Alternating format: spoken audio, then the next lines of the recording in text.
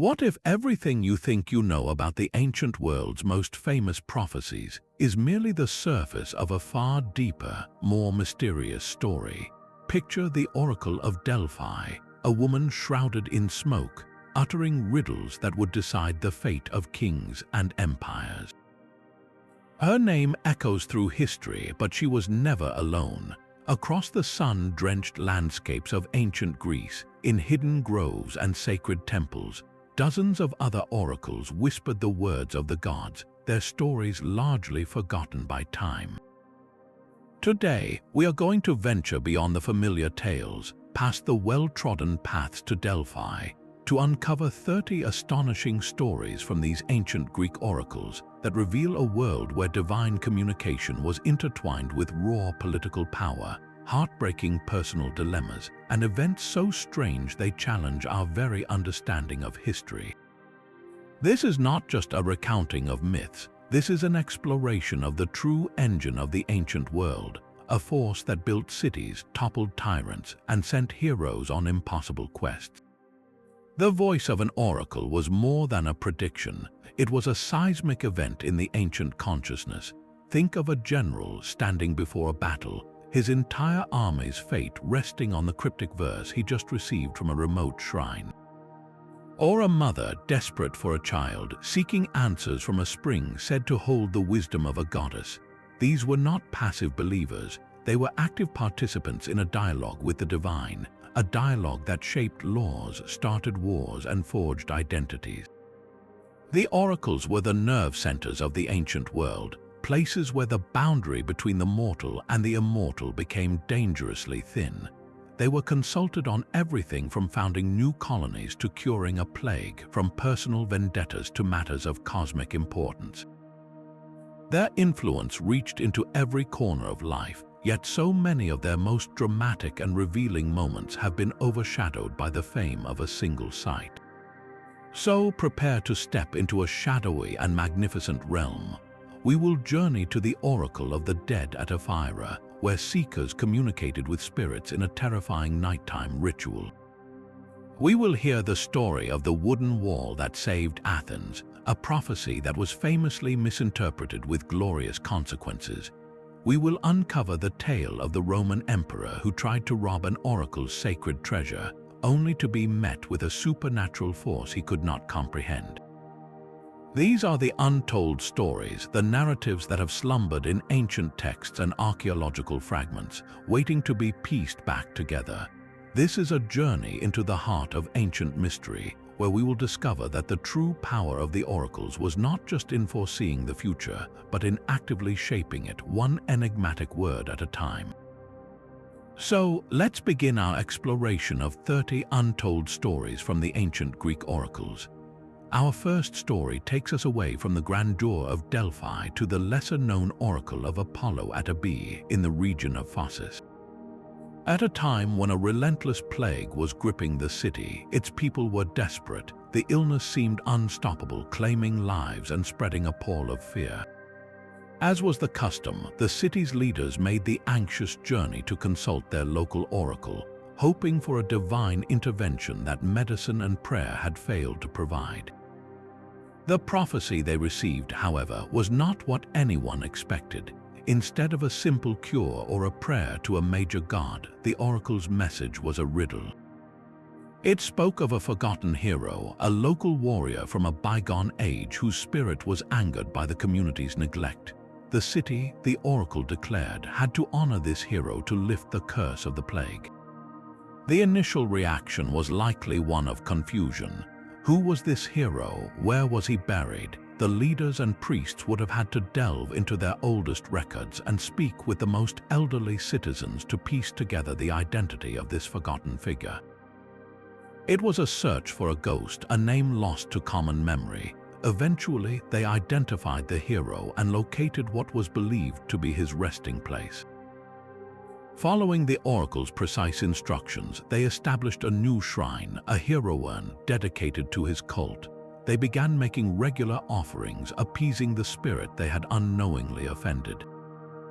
What is truly fascinating is that archaeological excavations at Ephyra have indeed uncovered evidence of a hero shrine that appears to have been established quite suddenly during a period of civic crisis.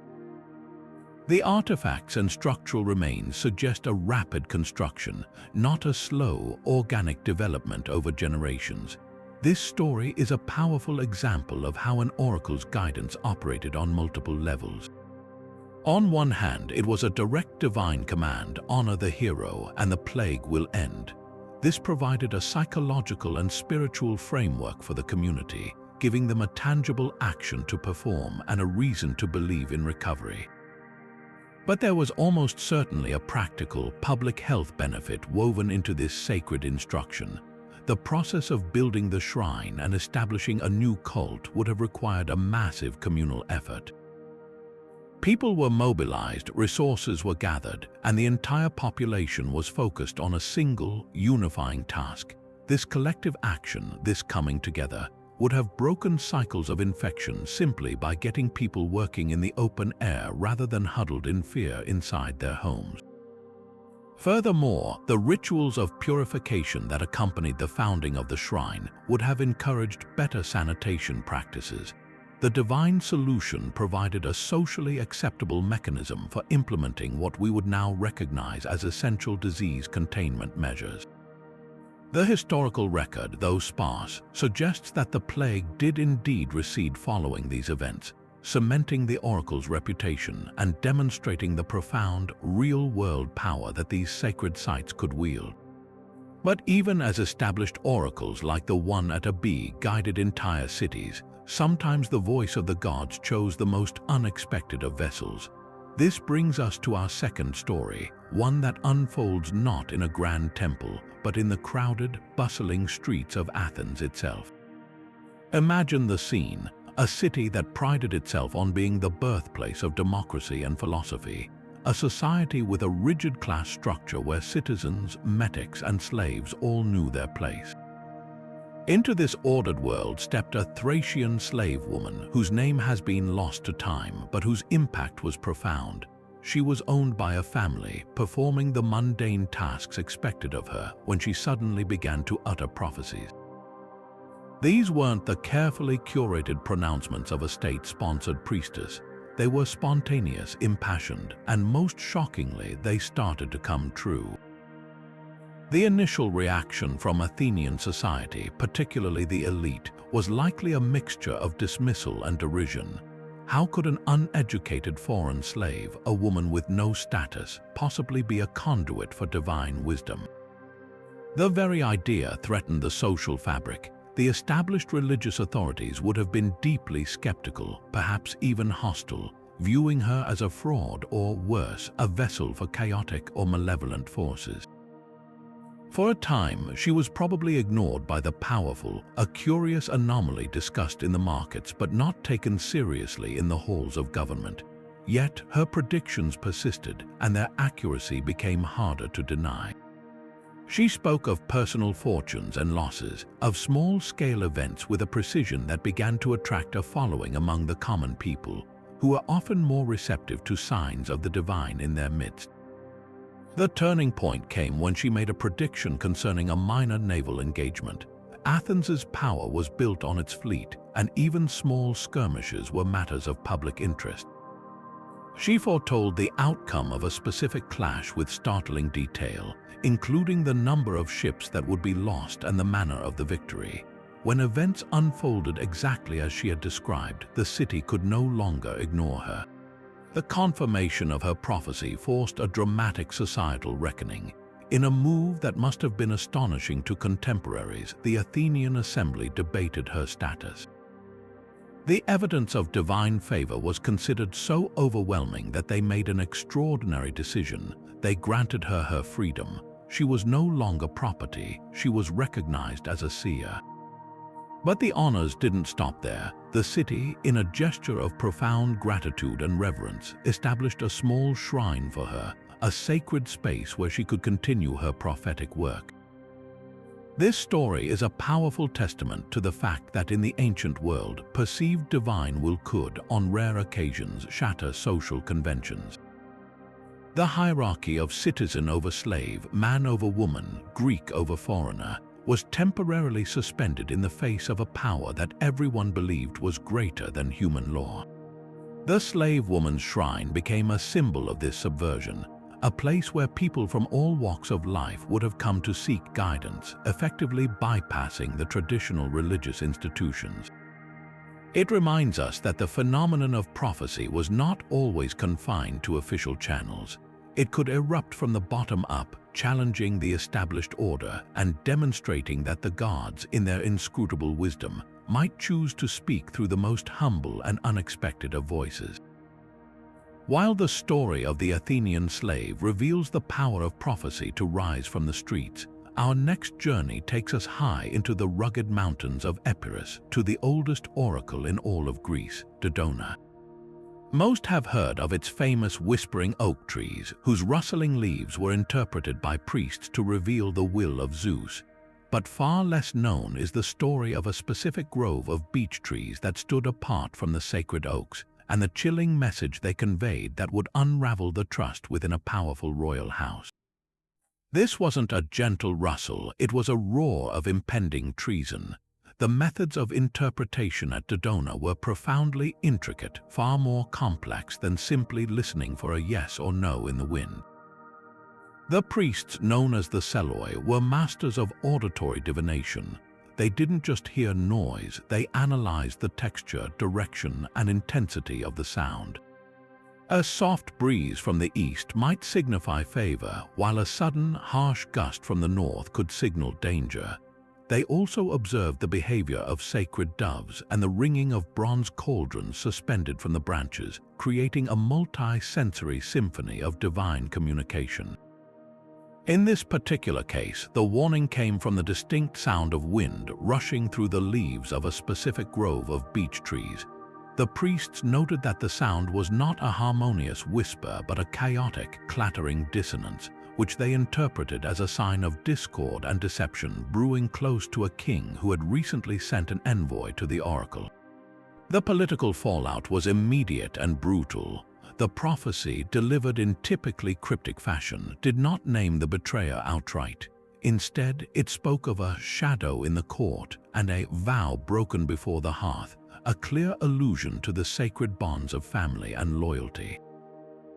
The king, upon receiving this message, would have been thrown into a state of intense paranoia. Trust, the very foundation of his rule, was now poisoned. He began to look upon his most trusted advisors, his military commanders, and even his own relatives with deep suspicion. Every whispered conversation, every delayed glance could be seen as evidence of the predicted betrayal. The oracle's words acted not as a precise warning that could be neatly avoided, but as a psychological weapon that sowed discord from within. Historical accounts suggest this led to a series of rash and tragic decisions. The king, desperate to uncover the traitor, may have ordered the arrest or execution of individuals based on flimsy evidence, creating a climate of fear that destabilized his kingdom. In his attempt to prevent the prophecy, he may have inadvertently fulfilled it, driving a truly loyal supporter into opposition or creating a power vacuum that a real rival was all too eager to fill. The story of the talking beech trees of Dodona illustrates a terrifying aspect of oracular power, its ability to shape reality not just by predicting events, but by influencing the human actions that bring those events about. The prophecy became a self-fulfilling drama of suspicion and retribution, proving that sometimes the most dangerous message an oracle can deliver is one that preys upon the insecurities of the powerful.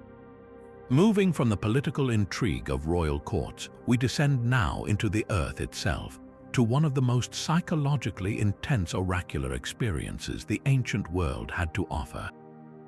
Far from the sunlit temples of Apollo, the oracle of Trophonius at Lebedea was a journey into the underworld, a terrifying test of courage that promised profound wisdom to those brave enough to face it.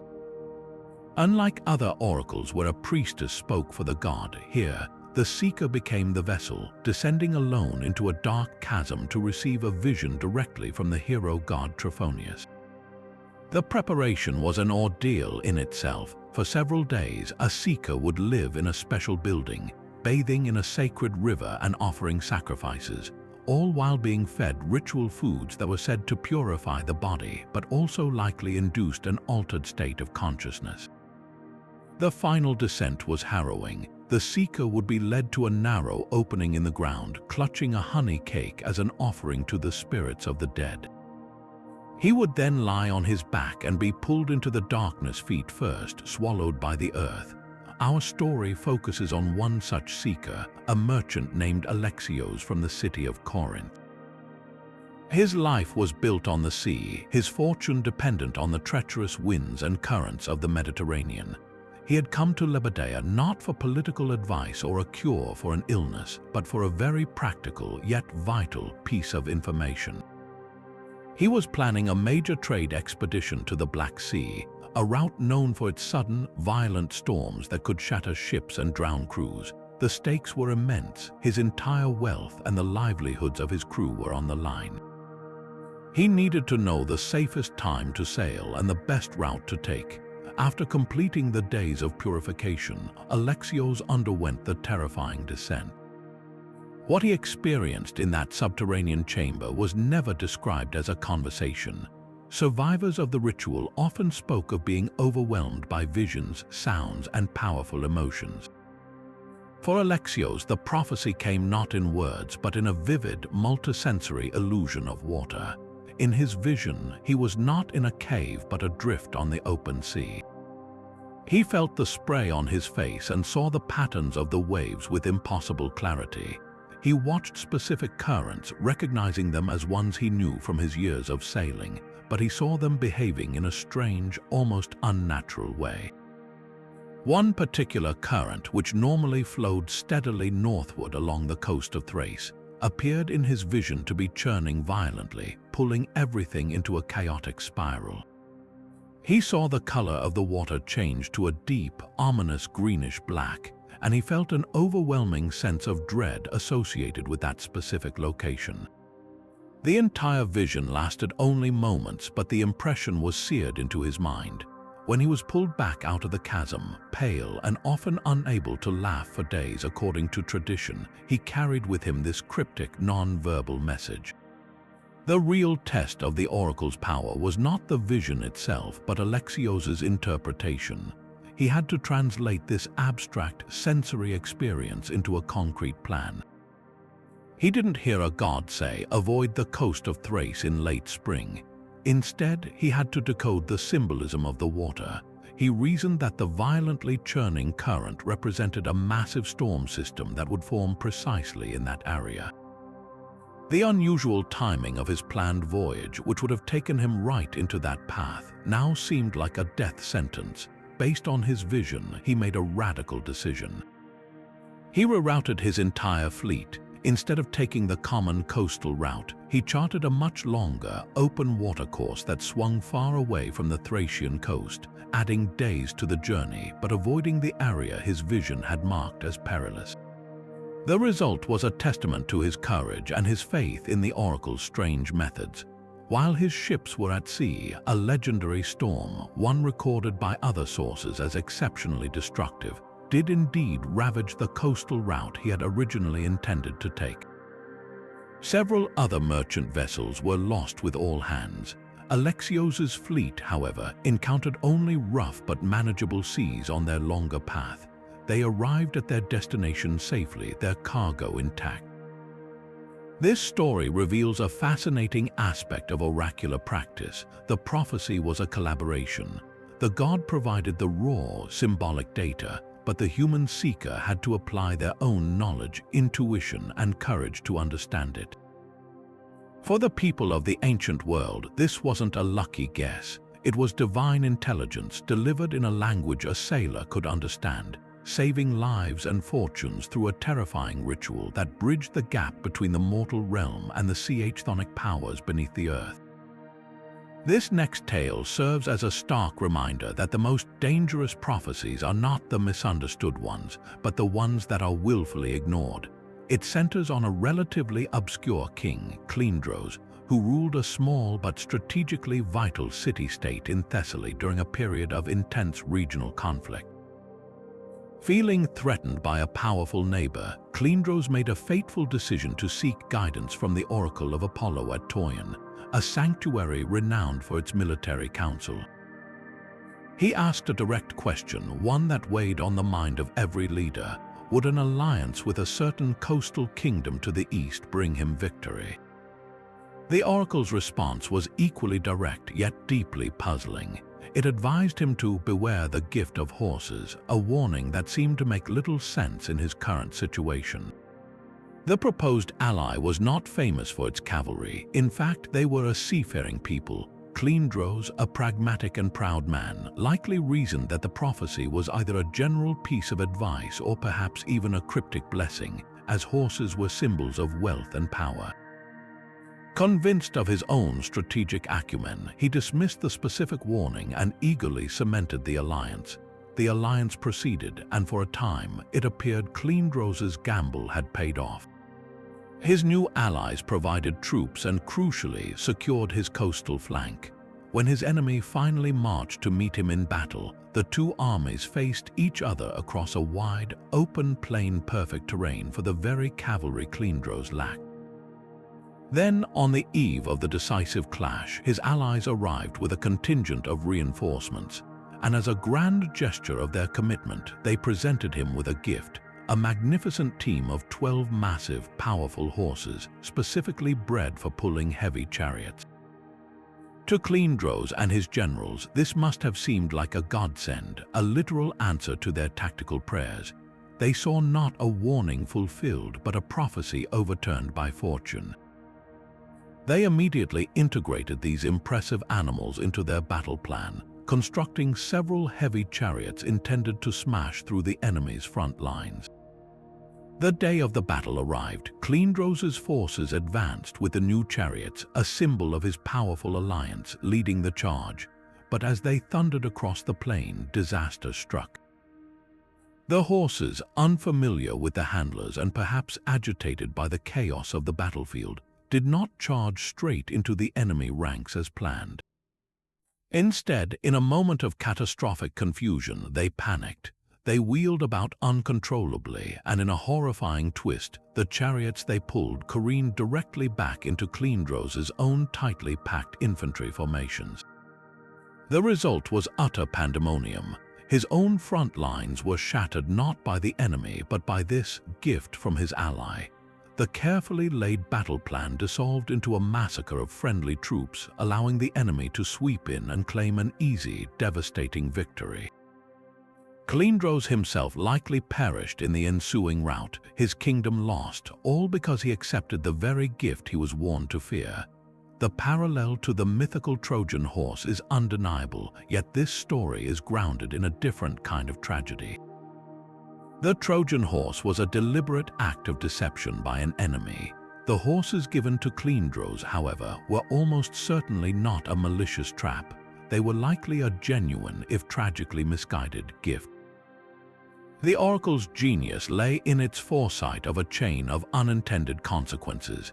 It saw the pride of a king who would misinterpret a warning, the strategic circumstance that would make such a gift irresistible, and the inherent unpredictability of warfare where a single element, like a team of unfamiliar, powerful animals, could become an instrument of self-destruction.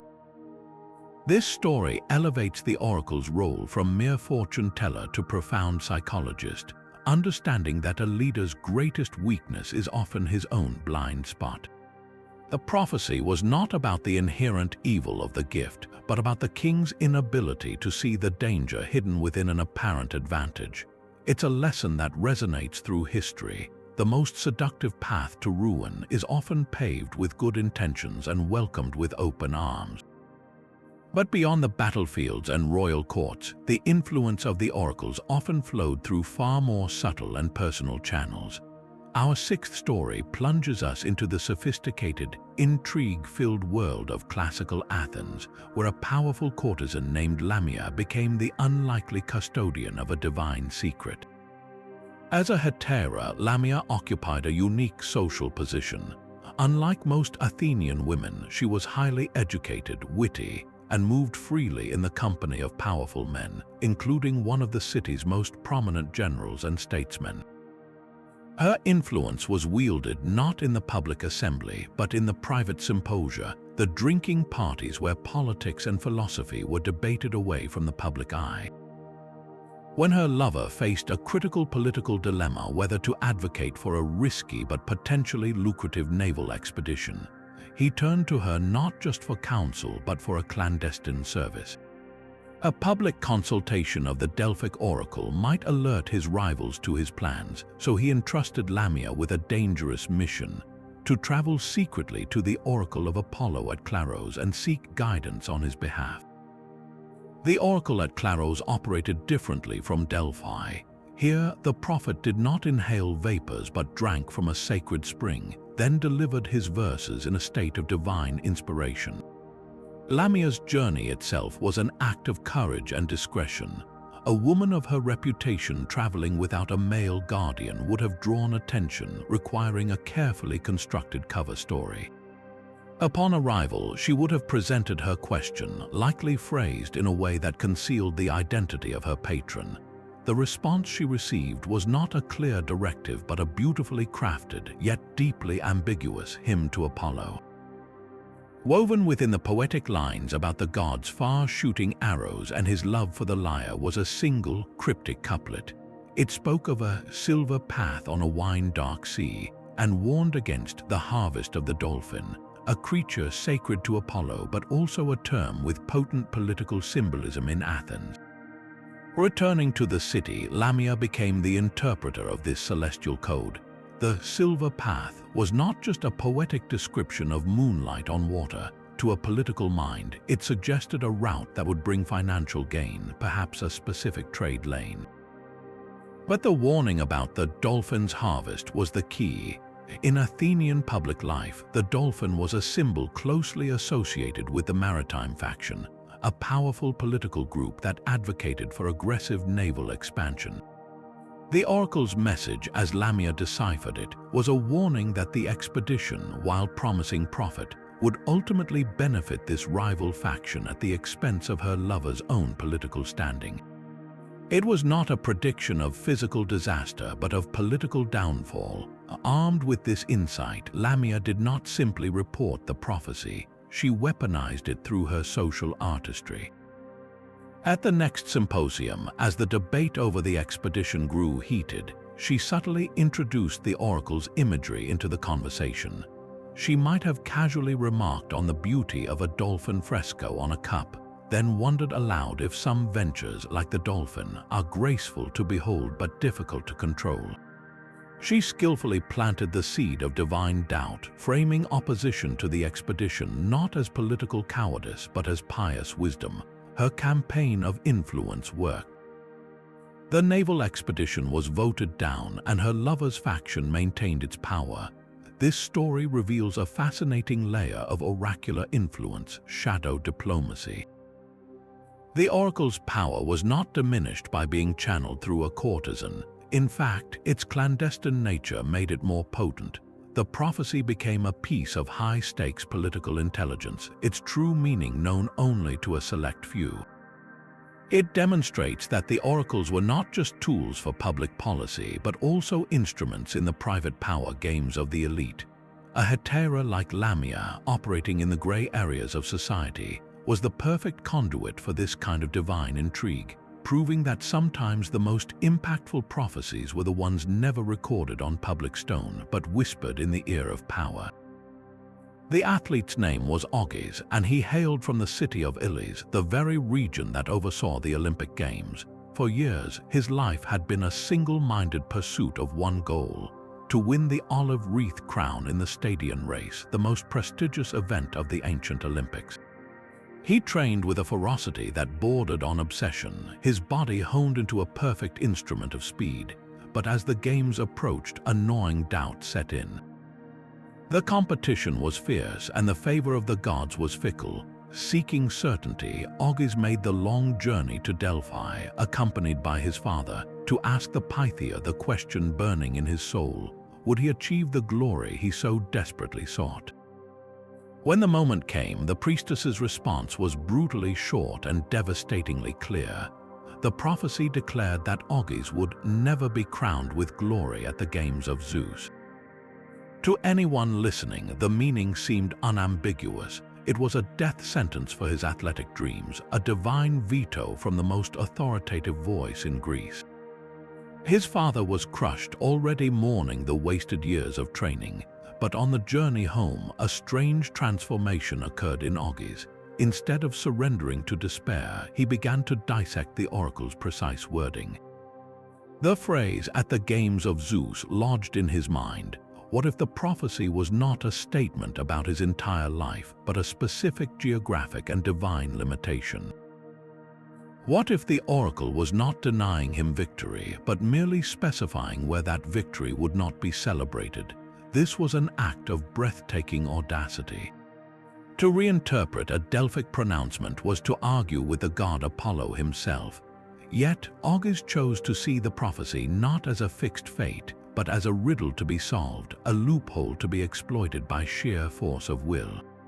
He made a daring vow. If he could not win glory at the games sacred to Zeus, then he would win it at a different festival dedicated to a different god. He turned his attention to the Pythian Games, held at Delphi itself in honor of Apollo.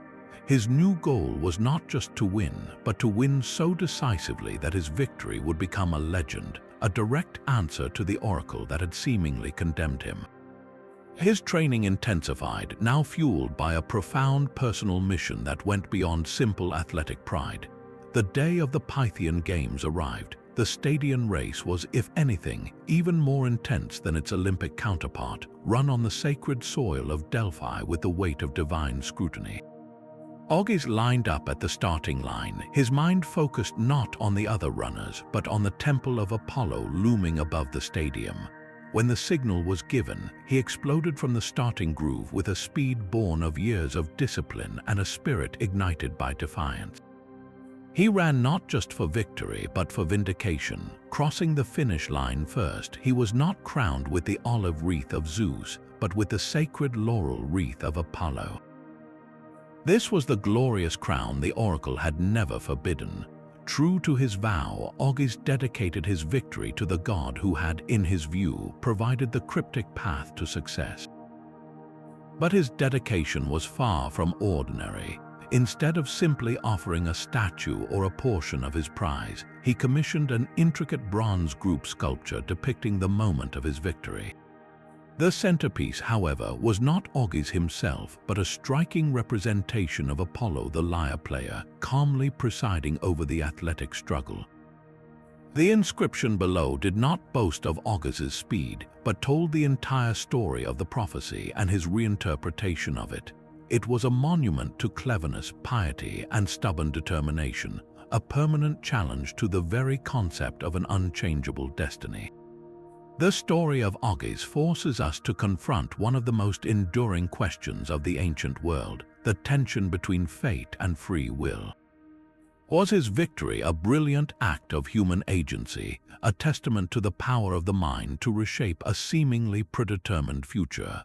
Or was his clever interpretation itself part of the fate that Apollo had always foreseen?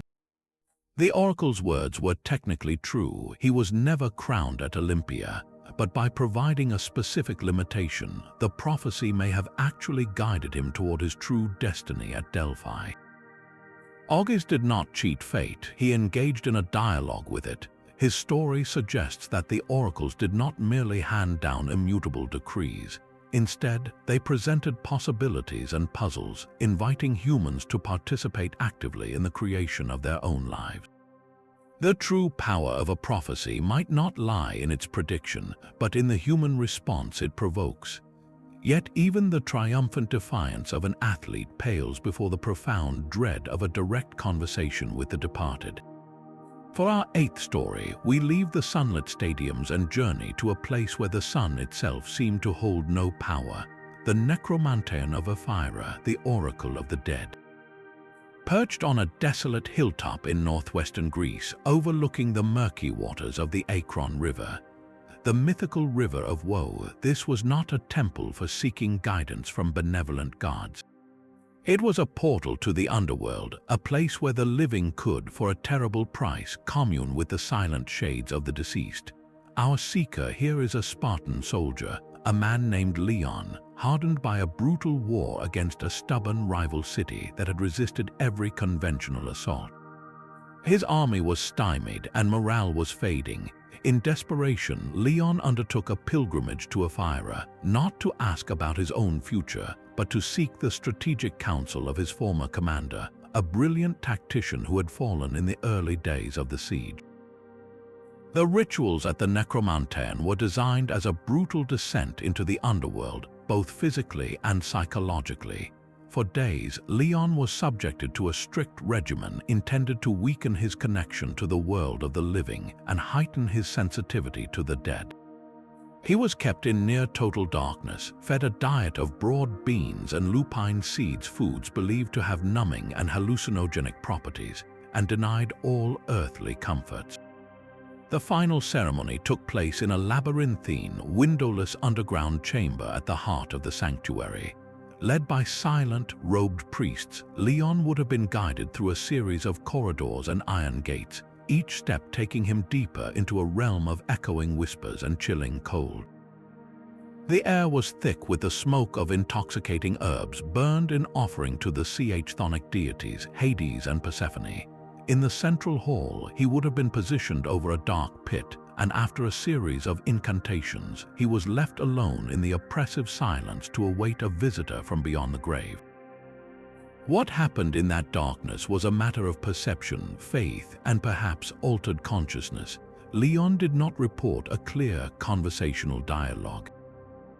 Instead, he experienced a terrifying vision. The shade of his commander did not appear as a friendly ghost, but as a pale, mournful figure, its features blurred and distant. Communication was not through words, but through a series of shared sensations and fleeting images. Leon felt a sudden, sharp pain in his own side, mirroring the wound that had killed his commander. Then his mind's eye was flooded with a view of the enemy fortress, but from a strange, elevated perspective, as if he were a bird flying over its walls. The vision focused not on the heavily fortified main gate, but on a seemingly insignificant section of the western wall where a natural spring emerged. He saw the water not as a source of life, but as a source of structural decay. The image was of damp, crumbling stones and eroded mortar, a hidden weakness invisible from the outside. The message was clear: the wall was vulnerable there, not to a battering ram, but to a focused, stealthy attack. Emerging from the Necromantean, Leon was a changed man, gaunt and shaken, but possessing a fierce, newfound certainty.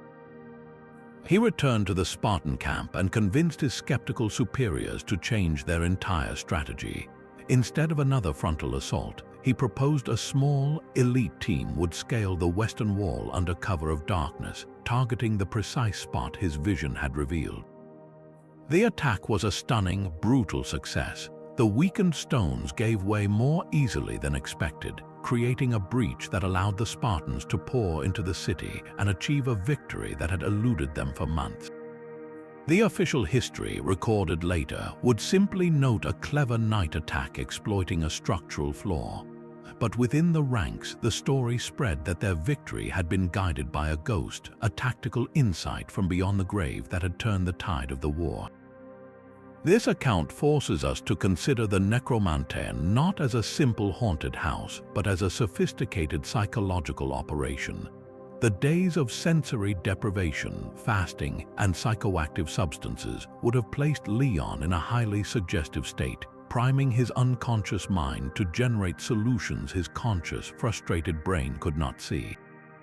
Perhaps as a seasoned soldier, he had subconsciously noted the damp patch near the spring during a previous reconnaissance, a minor detail his logical mind had dismissed. The rituals of the Oracle of the Dead provided the extreme conditions necessary for this subconscious observation to surface as a divine revelation, clothed in the authoritative voice of a revered mentor. The success of the mission then validated the entire terrifying experience, creating a powerful feedback loop that cemented the oracle's fearsome reputation. It demonstrates that the most chilling prophecies were not always about predicting an external fate, but about unlocking the hidden knowledge buried deep within the human mind, using the language of the dead to speak to the living. The idea of a bloodless revolution might seem like a modern ideal, but in the ancient world where power was often seized and held by the sword, it was a concept that bordered on the miraculous. Our ninth story unfolds not in one of the great powers like Athens or Sparta, but in a smaller, less celebrated city-state where a tyrant had tightened his grip. This ruler, whose name has been lost to the general historical record, maintained control through a combination of fear, a loyal personal guard, and the strategic removal of any vocal opposition. For the citizens, armed rebellion was not a viable option. It would mean a bloody street-by-street fight they were almost certain to lose. Desperate for a path to freedom, a delegation of leading citizens made the journey to the sanctuary of Ephyra at Oropus, an oracle known for its wisdom in matters of conflict and healing. The response they received was as unexpected as it was perplexing. Instead of promising divine aid in battle or revealing a hidden weakness in the tyrant's defenses, the oracle spoke in agricultural terms. It advised a harvest of words, not swords. Initially, this must have been met with some confusion. How could words possibly topple a man backed by armed soldiers? But as the delegates pondered the prophecy, its deeper meaning began to crystallize. This was not a call to passive hope. It was a strategic blueprint for a very specific kind of warfare. The harvest implied a sustained collective effort. Words pointed toward persuasion, rhetoric, and the power of public opinion. The oracle was instructing them to wage a war of ideas, to systematically erode the tyrant's power by turning the city itself against him. What followed was a masterclass in psychological and political insurgency. The citizens organized themselves into a disciplined movement with a single goal: to make the tyrant's rule impossible without ever striking a single blow. They initiated a campaign of coordinated civil disobedience. Market vendors, who are often the source of city gossip, began to openly question the tyrant's edicts, framing them not as laws but as insults to the city's traditions.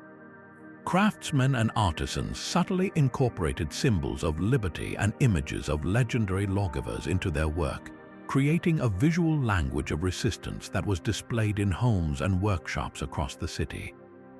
Plays and poems performed at private gatherings were laced with satire, mocking the tyrant's arrogance and celebrating the virtues of shared governance. The most powerful weapon, however, was a targeted campaign of persuasion aimed at the very pillars of the tyrant's support. The resistance identified key members of the tyrant's inner circle, his advisors, military commanders, and the wealthy families who benefited from his rule. Instead of threatening them, the leading orators of the citizenry engaged them in reasoned debate. They argued that the tyrant's unstable rule was bad for long-term commerce and that his reliance on fear made the entire city a target for its enemies. They appealed not to their morality but to their self-interest, suggesting that a stable, popular government would ultimately protect their wealth and status more reliably than a hated dictator. This harvest of words was a slow, patient process. It didn't create a single moment of dramatic confrontation, but a gradual, inexorable shift in the atmosphere of the city. The tyrant, who had once been feared, began to be seen as a liability. The loyalty of his guards wavered as they heard their own families echoing the sentiments of the resistance. His advisors grew hesitant, fearing they would be linked to a sinking ship. The final act was as quiet as the revolution itself. Isolated and realizing his support had evaporated from within, the tyrant found himself ruling over a city that simply refused to acknowledge his authority in its heart. There was no battle, no siege. One day, under the pretext of a journey, he gathered his immediate family and a few personal possessions and left the city. He was not chased out by an army, but ushered out by a silent, unified consensus that he was no longer welcome. The oracle's guidance had proven devastatingly effective. It recognized that the true foundation of a tyrant's power is not just force, but the perceived legitimacy and the cooperation of the governed. By systematically dismantling that perception through a harvest of words, the citizens achieved what armies could not, a liberation that left their city intact and their people united. This story stands as a profound testament to the ancient understanding that the most powerful revolutions are often those that change minds before they ever think to raise a hand. While the previous story showcased the power of prophecy to inspire a peaceful revolution, our 10th tale reveals the dark underbelly of this sacred institution, where divine authority became a tool for cynical personal gain. This scandal unfolded not at a major oracle like Delphi, but at a smaller, regional sanctuary dedicated to the nymphs, a place where local farmers and merchants would seek guidance on everyday matters: when to plant crops, whether a business partnership was wise, or if a journey would be profitable. The trust in this oracle was built on generations of seemingly reliable, if minor, predictions. The priest, a man named Lycos, was not a figure of national renown but a respected local authority. For years, his pronouncements had guided the economic life of the community, until a series of strangely specific and consistently favorable prophecies began to raise eyebrows. The scheme was cleverly disguised. A small group of wealthy merchants dealing in olive oil and pottery realized that by controlling the oracle's advice, they could manipulate the local market to their immense advantage. They began bribing Lycos to deliver prophecies that would serve their interests. For instance, when the merchants had a large surplus of oil they needed to sell at a high price, Lycos would deliver a prophecy to the wider community warning of a future poor harvest, urging people to buy and store oil immediately. The resulting panic buying would drive prices up, allowing the merchants to offload their surplus for a massive profit. Conversely, when the merchants wanted to buy goods cheaply, Lycos might prophesy a period of great abundance, causing producers to sell their wares at a lower price out of fear of a future glut. The deception was uncovered not by a grand investigation, but through the quiet observation of a sharp-eyed potter named Damon. Damon noticed a peculiar pattern. The prophecies always seemed to benefit the same circle of men, and they often preceded significant market shifts that left these merchants conspicuously wealthier. His suspicions turned to certainty during a personal consultation. He had planned to invest in a new kiln, a major expense, and asked the oracle if the venture would succeed. The initial response from Lycos was negative, citing ill omens. Disheartened, Damon left, but later a junior acolyte, troubled by his own conscience, secretly approached Damon. This young attendant revealed that he had overheard Lycos discussing a bribe from a rival potter who wanted to prevent Damon's expansion. The acolyte provided Damon with tangible evidence, a specific phrase the merchants used when arranging payments. Armed with this testimony, Damon did not confront Lycos directly. Instead, he went to the city magistrates. The officials, initially skeptical of an accusation against a holy man, agreed to set a trap. They sent a decoy, a trusted citizen pretending to be a merchant from a distant city, to consult the oracle. This decoy offered Lycos a substantial bribe in exchange for a prophecy that would discredit a fictional business rival. Lycos, blinded by greed and believing the stranger to be genuine, accepted the bribe and delivered the exact false prophecy the magistrates had requested. The moment the fabricated prophecy was uttered, the magistrates revealed themselves. The scandal erupted instantly. The public outrage was volcanic. The sense of betrayal was profound because it was so personal. This wasn't an abstract philosophical debate about the nature of the gods. It was a direct violation of a trust that touched every aspect of daily life. People felt their livelihoods had been stolen by a man they had believed was a conduit to the divine. The sanctuary, once a place of reverence, became a site of angry protest. Lycos and the corrupt merchants were tried publicly. The punishments were severe, intended to serve as a lasting deterrent. Lycos was stripped of his priesthood, his property was confiscated, and he was likely exiled, a fate often considered worse than death. The merchants faced enormous fines and permanent exclusion from public office and the merchant guilds. But the most significant outcome was the wave of reforms implemented to restore faith. The city council took direct control of the oracle's finances, instituting a system of public audits. A new council of overseers, composed of respected citizens chosen by lot, was created to witness all major consultations, ensuring transparency. Most importantly, the method of delivering prophecies was changed. Instead of a single priest interpreting signs alone, a panel of 3 priests was required to be present, and their interpretations had to be recorded publicly on a wax tablet immediately after the consultation.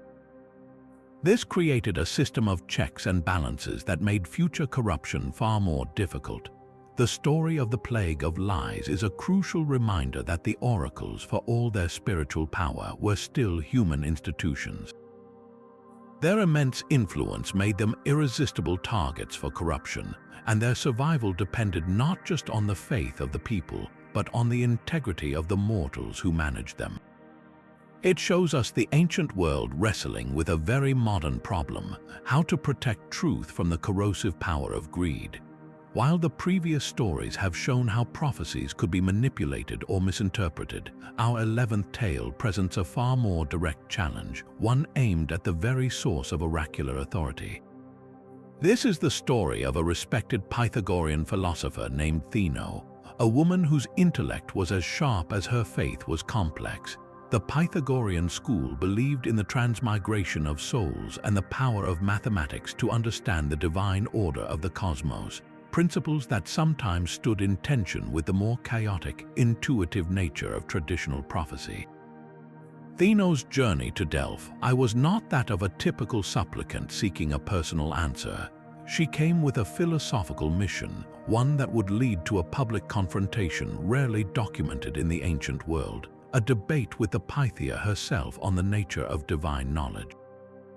The setting was likely one of the great Panhellenic festivals at Delphi, when the sanctuary was thronged with visitors from across Greece. On such occasions, it was not unheard of for learned individuals to engage in philosophical discussions.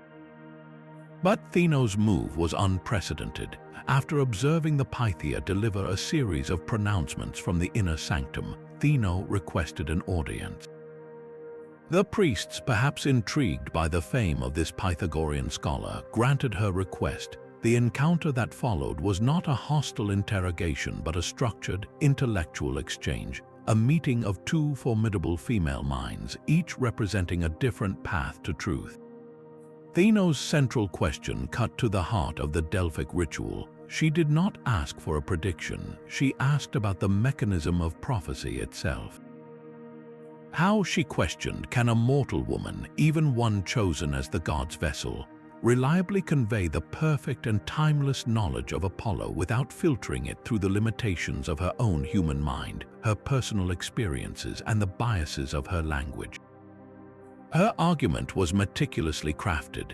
Theno drew upon Pythagorean principles of harmony and number, suggesting that true divine knowledge was akin to a perfect mathematical theorem, immutable, objective, and universal. Human language, by contrast, was subjective, fluid, and often ambiguous. She argued that the process of the Pythia inhaling the sacred vapors, entering a frenzied state, and then uttering sounds that were interpreted and versified by priests introduced multiple points of distortion. It was, in her view, like trying to transmit a pure musical note through a series of flawed instruments. The original signal would inevitably be altered. Theno was not denying the existence of Apollo or the possibility of divine communication. Instead, she was proposing that the Delphic method was an imperfect, almost clumsy, technology for receiving a signal that a trained philosophical mind, through reason and ascetic discipline, could potentially perceive more clearly.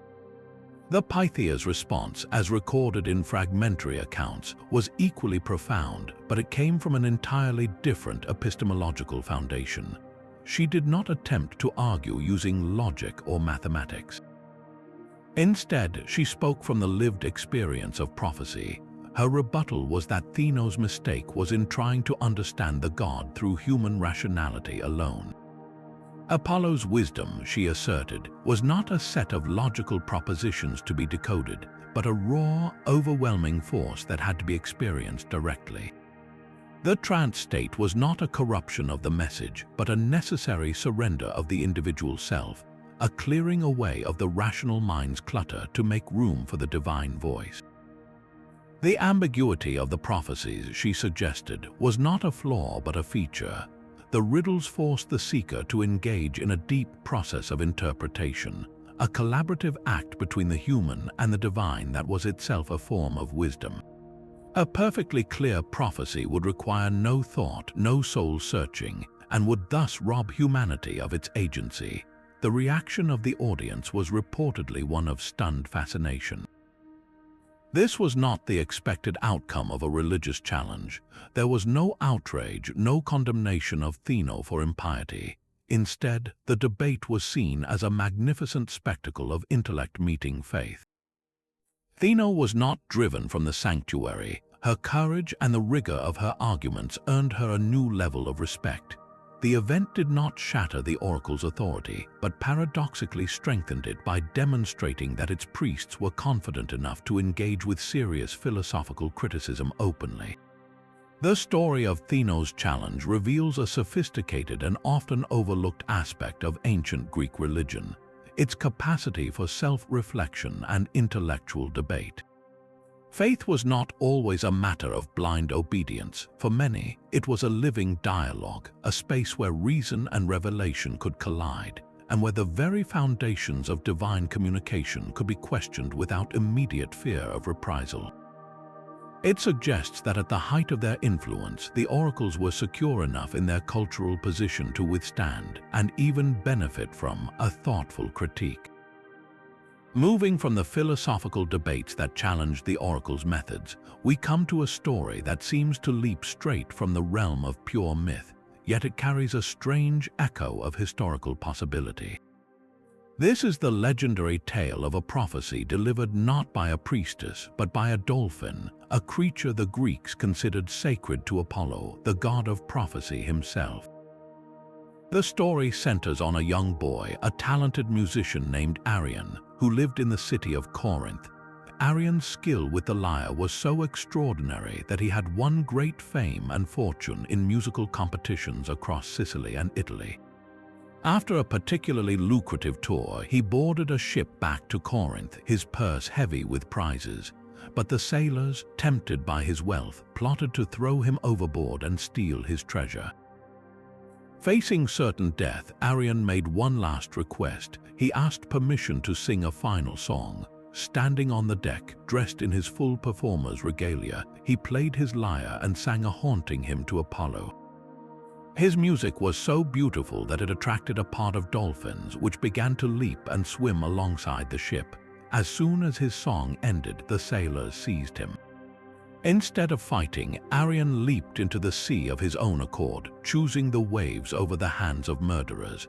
But instead of drowning, he was miraculously caught on the back of one of the dolphins. The creature, seemingly guided by the god he had just honored, carried him safely across the sea, all the way to the shore near Cape Taenarum in the Peloponnese. This is where the story intersects directly with the oracle at Delphi. After being brought safely to land, Arion made his way back to Corinth, arriving before the ship that had betrayed him. He told his story to the city's ruler, Periander, who was initially skeptical. When the ship finally arrived, Periander confronted the crew, who confidently claimed that Arion had decided to remain in Italy. Their lies were exposed when Arion himself stepped into view, exactly as he had been when he leaped from the deck. The stunned sailors confessed everything. But the part of the tale that elevates it from a simple myth of rescue to an oracular event is the dolphin's role as a divine messenger. According to some versions of the legend, the dolphin did not simply carry Arion to the nearest beach. It specifically carried him to a sanctuary of Apollo, and upon delivering its passenger, the dolphin itself beached and died. Before it perished, or perhaps through the very act of its journey, it was said to have delivered a message. This message, a cryptic verse about the sanctity of oaths and the god's protection of the innocent, was interpreted by the local priests as a direct prophecy from Apollo. It was a divine commentary on the events that had transpired, a warning against treachery and an affirmation of the god's power. The blurring of lines between myth and potential history here is fascinating. The core of the story, a famous musician named Arion and a Corinthian tyrant named Pyrrhi, and are real historical figures. The idea that a man could be saved by a dolphin is not entirely outside the realm of biological possibility. Dolphins are known for their intelligence and have been documented supporting swimmers in distress. The legend could be a highly embellished account of a genuine maritime disaster from which Arion alone survived, perhaps by clinging to wreckage and being pushed to shore by dolphins. The prophecy attributed to the dolphin would then be a later religious interpretation layered onto a remarkable true story, transforming a strange survival tale into a divine sign. This story demonstrates how the ancient Greeks saw the hand of the gods in the most extraordinary natural events.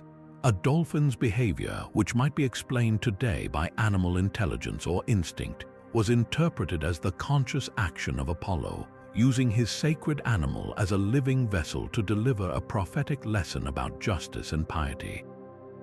It shows that prophecies were not confined to temple precincts. They could surface anywhere, carried on the waves by the most unexpected of messengers.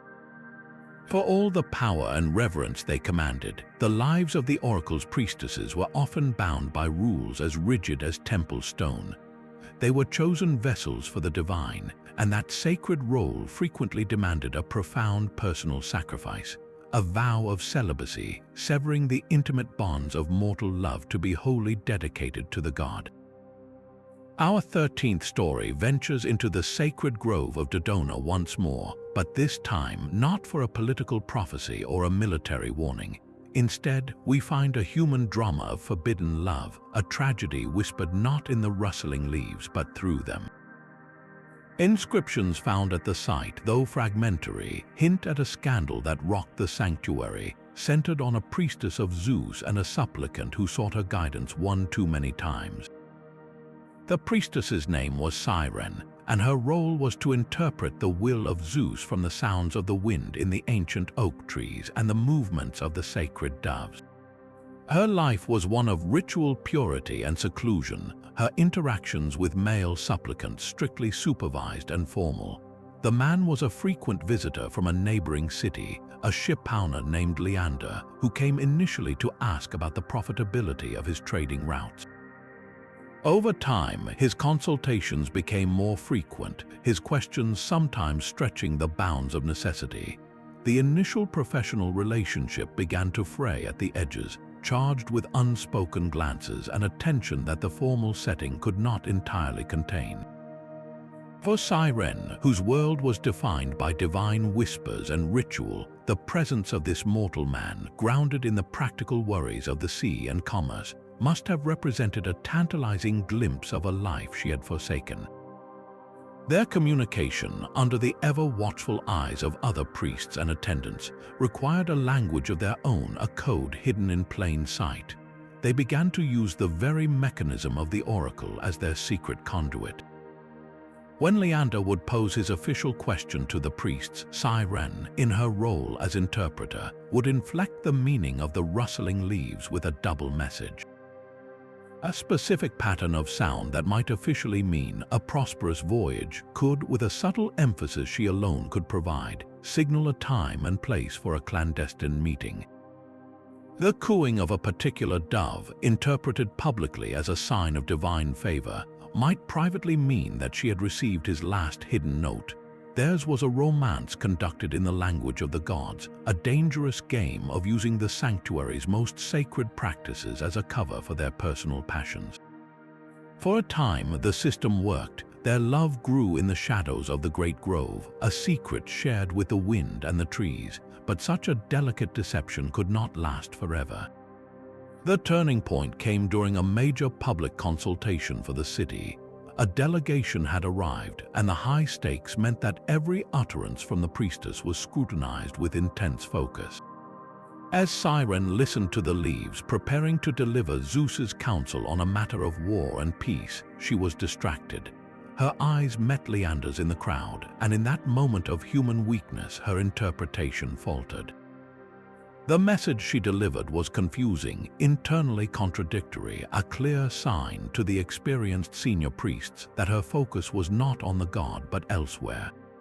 The investigation was swift and merciless. The strict vows of the priesthood were not merely suggestions, they were the foundation of the oracle's credibility. A priestess who broke her vow of celibacy was considered spiritually polluted, her prophecies null and void. The consequences of their discovered love were severe and tragic. Siren was stripped of her position and cast out from the sanctuary in disgrace, her life's purpose shattered.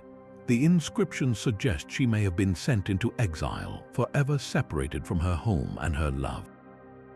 For Leander, the punishment was economic and social ruin. He was ostracized by the community and likely lost his shipping business, his reputation destroyed.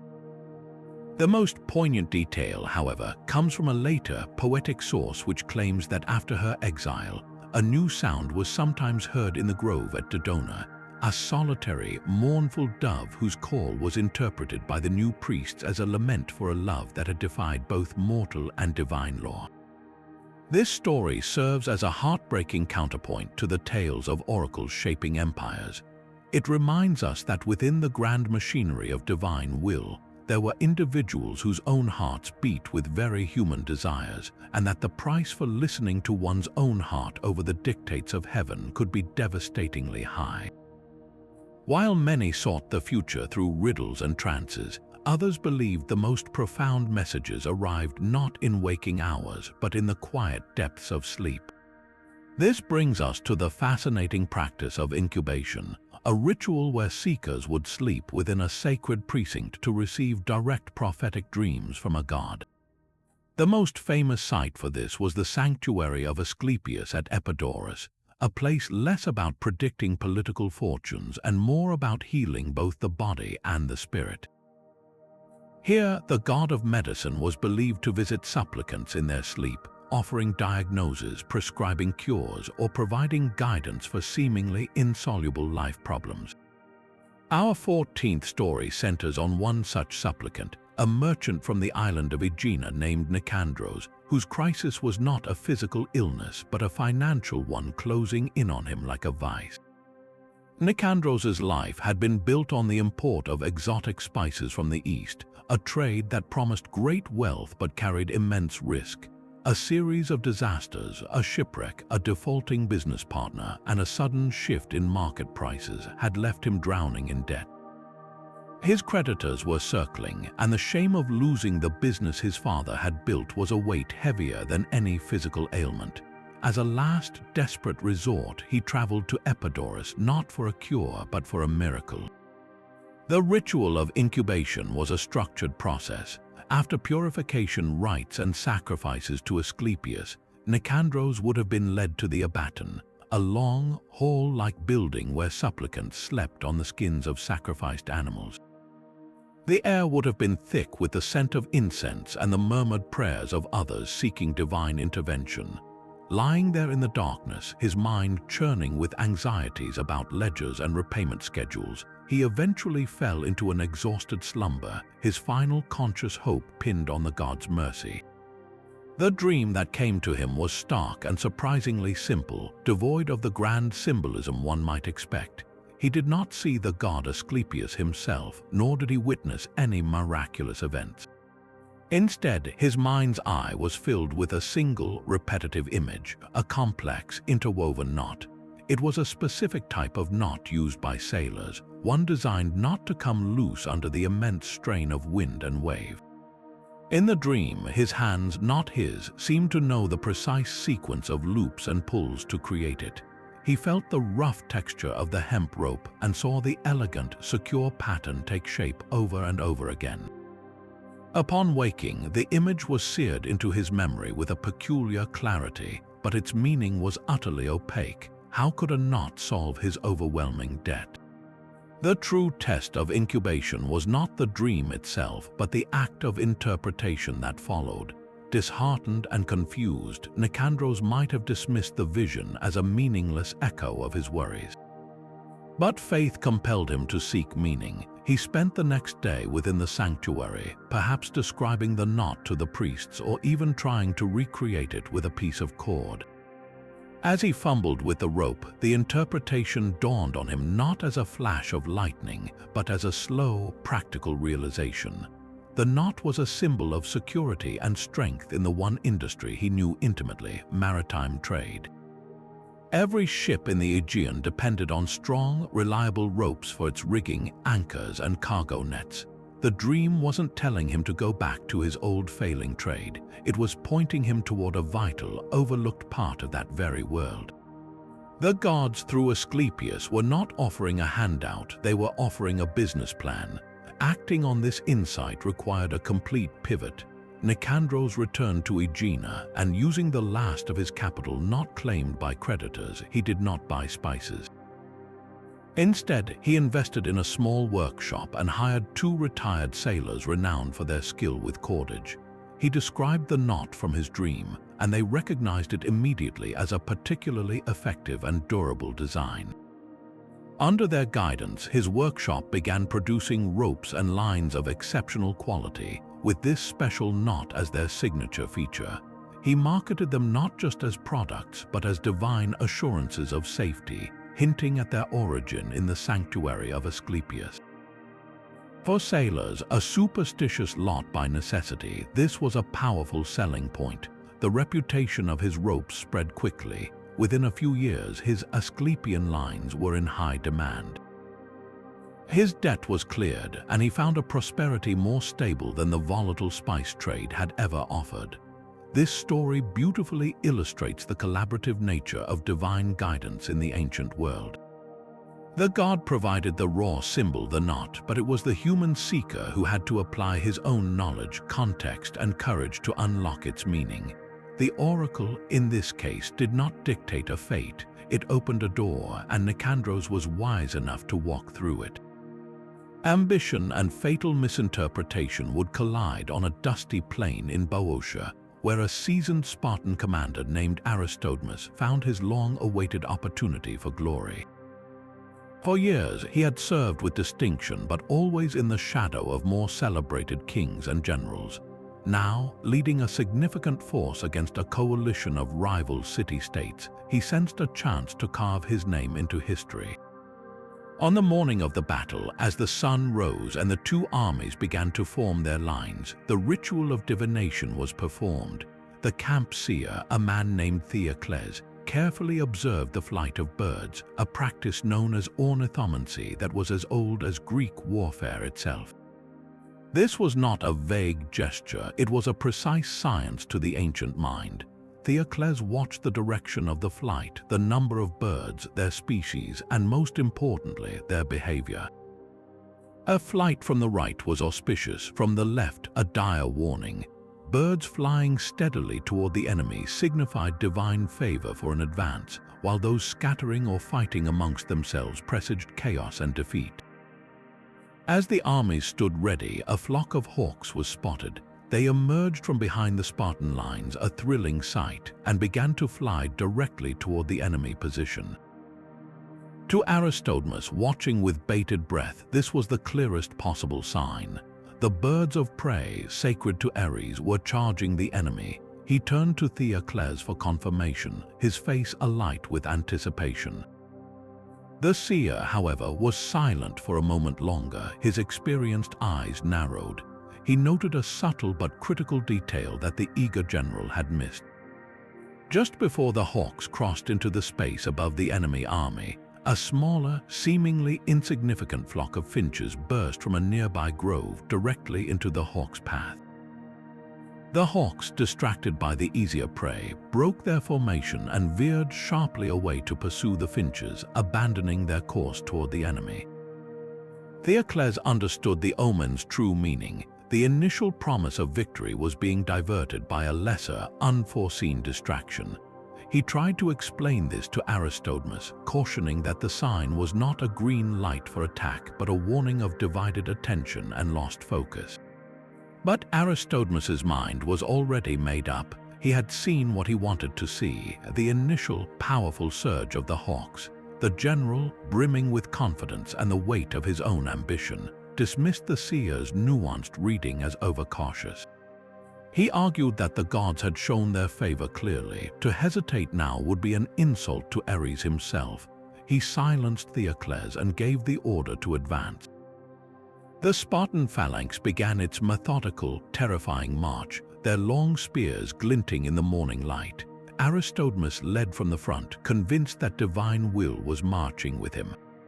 The initial clash seemed to prove him right as the Spartan force drove into the enemy center, but the battle was not going as planned. The coalition army had anticipated his straightforward tactics. They had weakened their center intentionally, drawing in the Spartan thrust while their strongest flanking units, held in reserve, executed a precise pincer movement. As the Spartans pushed deeper, they became trapped. It was at this moment of maximum pressure that the omen's true meaning unfolded with horrifying clarity. The distraction foretold by the finches materialized on the battlefield. A contingent of allied cavalry, which intelligence reports had suggested was days away, arrived unexpectedly on the Spartan left flank. This was the finch scattering the hawk. The surprise cavalry charge shattered the Spartan formation from the side, exactly as the birds had diverted from their course. The battle turned into a rout. Aristodemus, fighting valiantly but hopelessly surrounded, fell alongside a great number of his men. The disaster was total. In the grim aftermath, as the survivors tended to the wounded and counted the dead, the story of the omen began to circulate through the shattered camp. Theocles, the seer who had been ignored, was not blamed. Instead, his precise reading was remembered with a newfound tragic respect. The lesson was seared into the collective memory of the army. The will of the gods was not in the broad strokes but in the minute details. A general must have the patience to see the entire omen, not just the part that flatters his desires. This story stands as a stark lesson in the profound subjectivity of divination. The omen itself was neutral. Its meaning was created in the space between the flight of the birds and the mind of the interpreter. Aristodemus's defeat was not caused by a false prophecy, but by a fatal failure of interpretation, a reminder that the most dangerous oracle is often the echo of our own ambition. But for all the symbolism of birds in flight or the cryptic verses of a priestess, some methods of divination dealt in far more visceral and immediate signs. This brings us to the brutal and precise art of extispicy, the reading of animal entrails, a practice that turned the warm, steaming innards of a sacrificed creature into a divine message board. In the high-stakes world of ancient warfare, where a single decision could mean the difference between glorious victory and total annihilation, generals relied on this grisly form of communication with the gods to sanction their battle plans. The ritual was a solemn, bloody affair. Before a major engagement, the army's chief seer would select a perfect, unblemished animal, often a sheep or a goat. The creature was led to a simple altar, its throat cut in a precise ceremony and its belly swiftly opened. The seer's trained hands would then delve into the cavity, carefully extracting the liver, lungs, and heart. To the modern eye, it is a scene of pure gore, but to the ancient Greeks, this was a sacred science, a direct inspection of the god's opinion written in the flesh of the offering.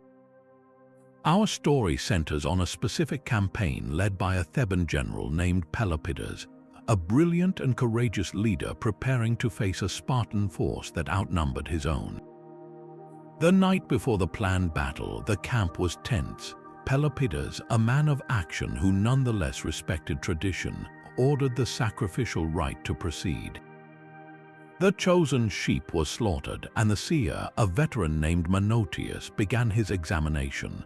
The atmosphere was thick with anticipation as commanders and officers crowded around, watching the seer's every move. Menoetius first checked the major organs for basic favorable signs. A healthy, symmetrical liver was paramount. Initially, he seemed satisfied, noting the organ's robust size and color. But as his fingers traced the intricate lobes and vessels of the liver, his expression darkened. He called for a torch to be brought closer, his brow furrowed in concentration.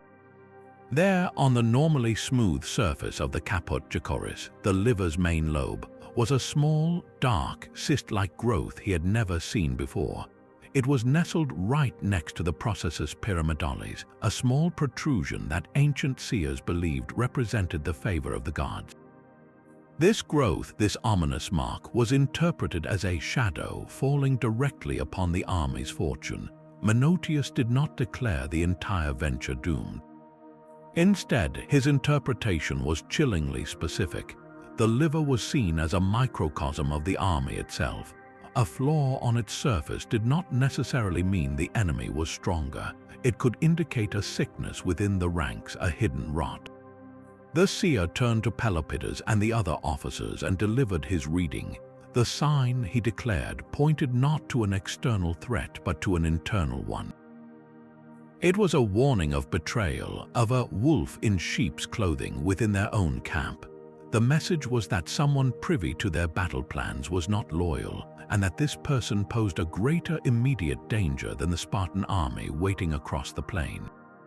The initial reaction among the officers was a mixture of disbelief and alarm. Trust was the bedrock of any military unit, and the suggestion of a spy in their midst was profoundly unsettling. Some likely dismissed it as superstitious nonsense, urging Pelopidas to ignore the sign and attack at dawn as planned. But Pelopidas, a shrewd commander, knew that morale was as important as manpower. To lead his men into a fight while harboring a secret doubt of this magnitude could be catastrophic. He made a difficult decision. He postponed the battle. What followed was a tense, silent investigation conducted not with interrogations that would cause panic, but with clever deception. Pelopidas and his most trusted captains devised a plan. They called a council of war for that evening, but instead of revealing their true strategy, they presented 3 completely different fabricated battle plans to the assembled officers. Each plan was assigned to a different group with the instruction to prepare their men accordingly. The real single plan was known only to Pelopidas and one other. They then waited. Within hours, their trap sprung.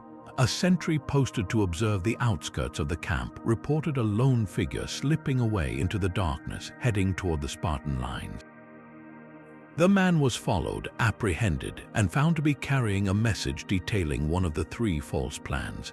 He was a junior officer, a man who had fought alongside them for months, motivated not by ideology but by a substantial bribe from a Spartan agent. The discovery sent a shockwave through the Theban High Command. The grisly prophecy of the sheep's liver had been horrifyingly accurate. The consequences were immediate. The spy was dealt with, and Pelopidas, now commanding a unified and vengeful army, was able to proceed with his true strategy with absolute confidence. The battle that followed was a stunning Theban victory, a triumph made possible because a general had the wisdom to trust the gruesome science of extispicy over his own initial impulse. This story demonstrates the profound practical application of this form of divination. It was not merely a passive prediction, it was an active diagnostic tool. The ominous mark on the liver functioned as an early warning system, alerting the command to a vulnerability that logical military intelligence had completely missed. In a world without electronic surveillance or counterintelligence agencies, the gods, speaking through the entrails of a sacrificed sheep, provided a form of security that was both terrifying and, in this case, utterly effective. It was a stark reminder that in ancient warfare, the most dangerous enemy was often the one you broke bread with, and that the truth could sometimes be found in the most unexpected and visceral of places. Far from the grand political stages of Athens or Sparta, the lifeblood of ancient Greece flowed through its countless small villages, communities whose survival depended on the whims of soil and sky. In one such village, nestled in the foothills of Arcadia, the most vital voice of authority belonged not to a grizzled elder or a warrior, but to a child. Each year, as the first signs of spring softened the winter's grip, the community would prepare for a sacred ritual centered on a local deity, a minor god of the fertile earth and the tender new shoots of grain whose name has been lost to time. The selection of the oracle was a matter of profound gravity. It was not a hereditary position, nor was it based on wealth or status. Instead, every family in the village with a child between the ages of 5 and 7 would bring them to the simple stone altar at the edge of the fields. The village priest, an old farmer who knew the land better than anyone, would lead the ceremony. He would place a single, freshly sprouted barley seed in the palm of each child's hand. Then the community would wait in silence, watching the flock of sparrows that lived in the ancient olive tree overlooking the shrine. The child upon whose hand a sparrow landed first, pecking gently at the seed, was believed to be chosen by the god. That child, for the remainder of the year, would become the vessel for the divine, the village's direct line to the forces that governed their survival.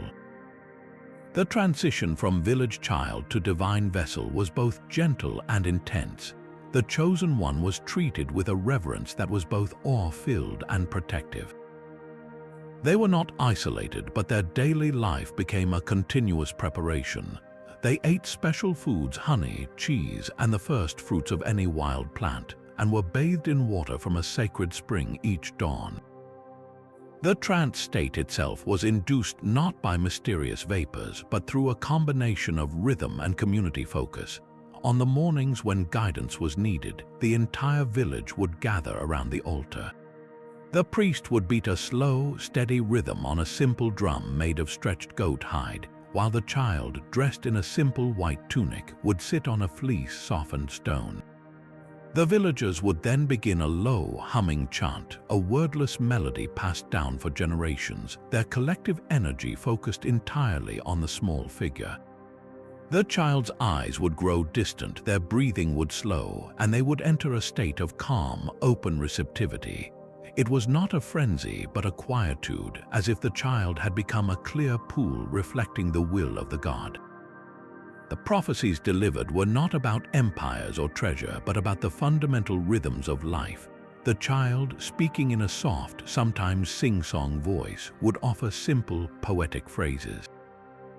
They might say, "The earth dreams of rain for 3 more sleeps, advising a delay in planting," or they might murmur, "The red flowers on the hill will show you the time for the vines," indicating that the blooming of a specific wild poppy was the signal to begin pruning the grapevines.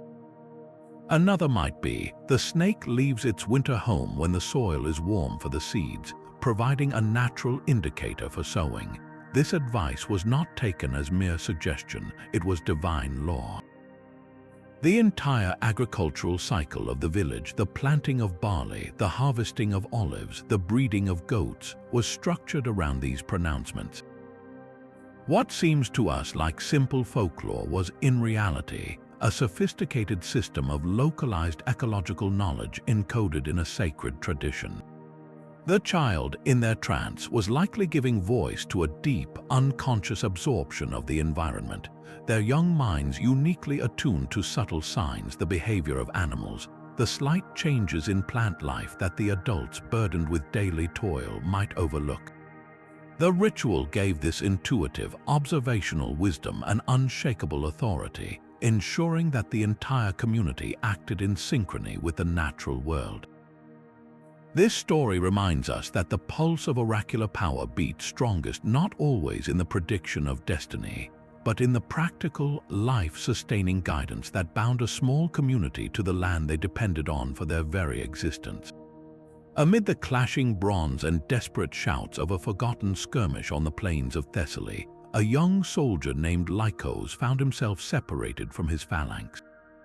The orderly wall of shields he had trained in had shattered into a chaotic melee, and now he was fighting for his life, his small unit cornered against a rocky outcrop by a much larger force of enemy peltasts. The air was thick with the dust kicked up by hundreds of feet and the metallic tang of blood. It was in this moment of sheer sensory overload, when rational thought was drowned out by the primal roar of survival, that Lycos later claimed the impossible happened. Through the cacophony of war cries and the screams of the wounded, he heard a single, clear, resonant voice that was not of this world. It cut through the din not by volume, but by a strange, penetrating quality that seemed to speak directly into his mind. The voice issued a command that made no tactical sense: charge the stone.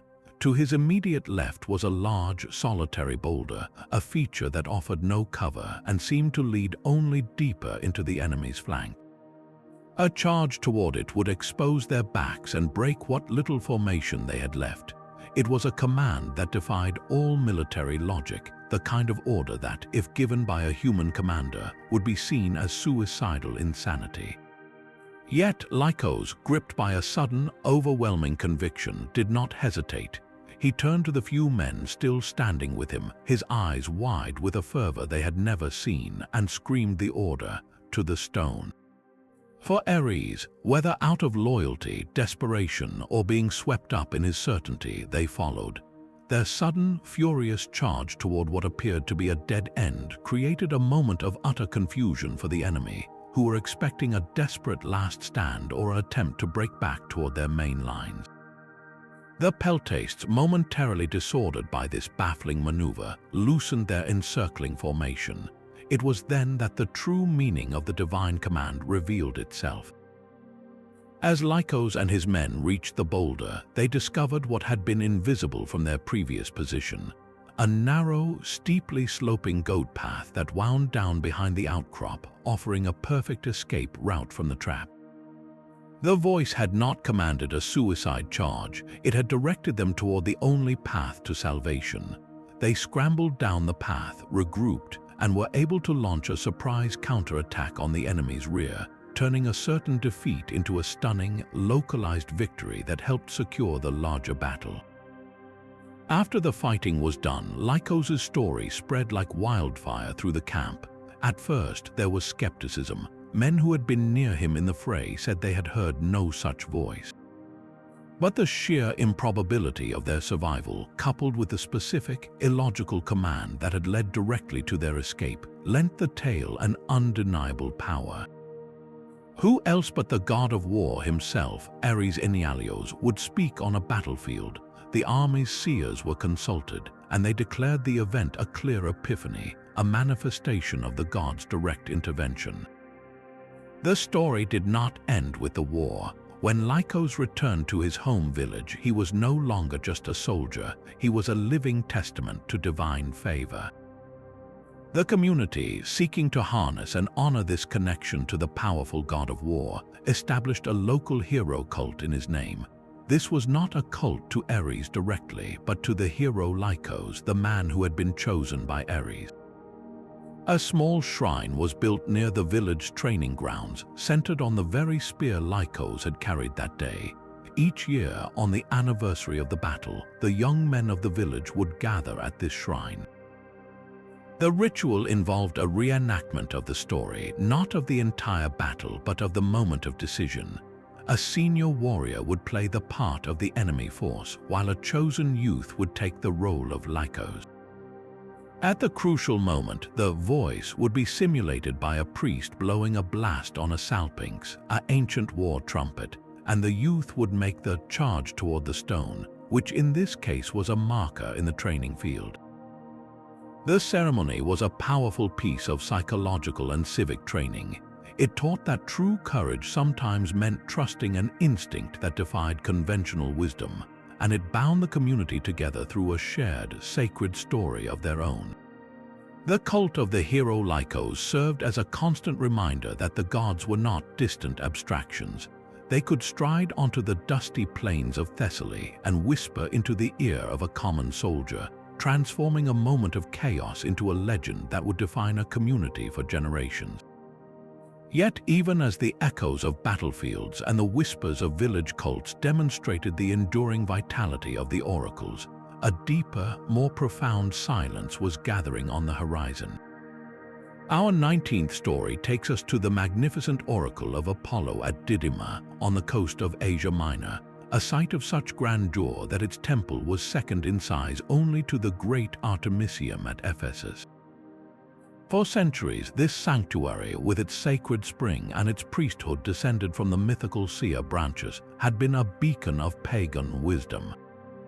But in the later years of the Roman Empire, a new wind was blowing, one that carried the teachings of a carpenter from Galilee. It is here that legend and history intertwine to tell a poignant tale, a story of an oracle that seemed to possess a tragic self-awareness, foretelling not just the fate of kings, but its own inevitable demise.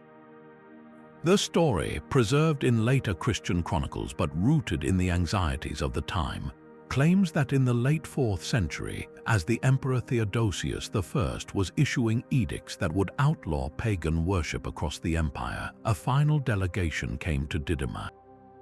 They were likely the last guardians of the old faith, desperate for a sign, a miracle that could turn back the tide of history. The response they received from the priestess was said to be the last official prophecy of the oracle, and it was one of breathtaking resignation.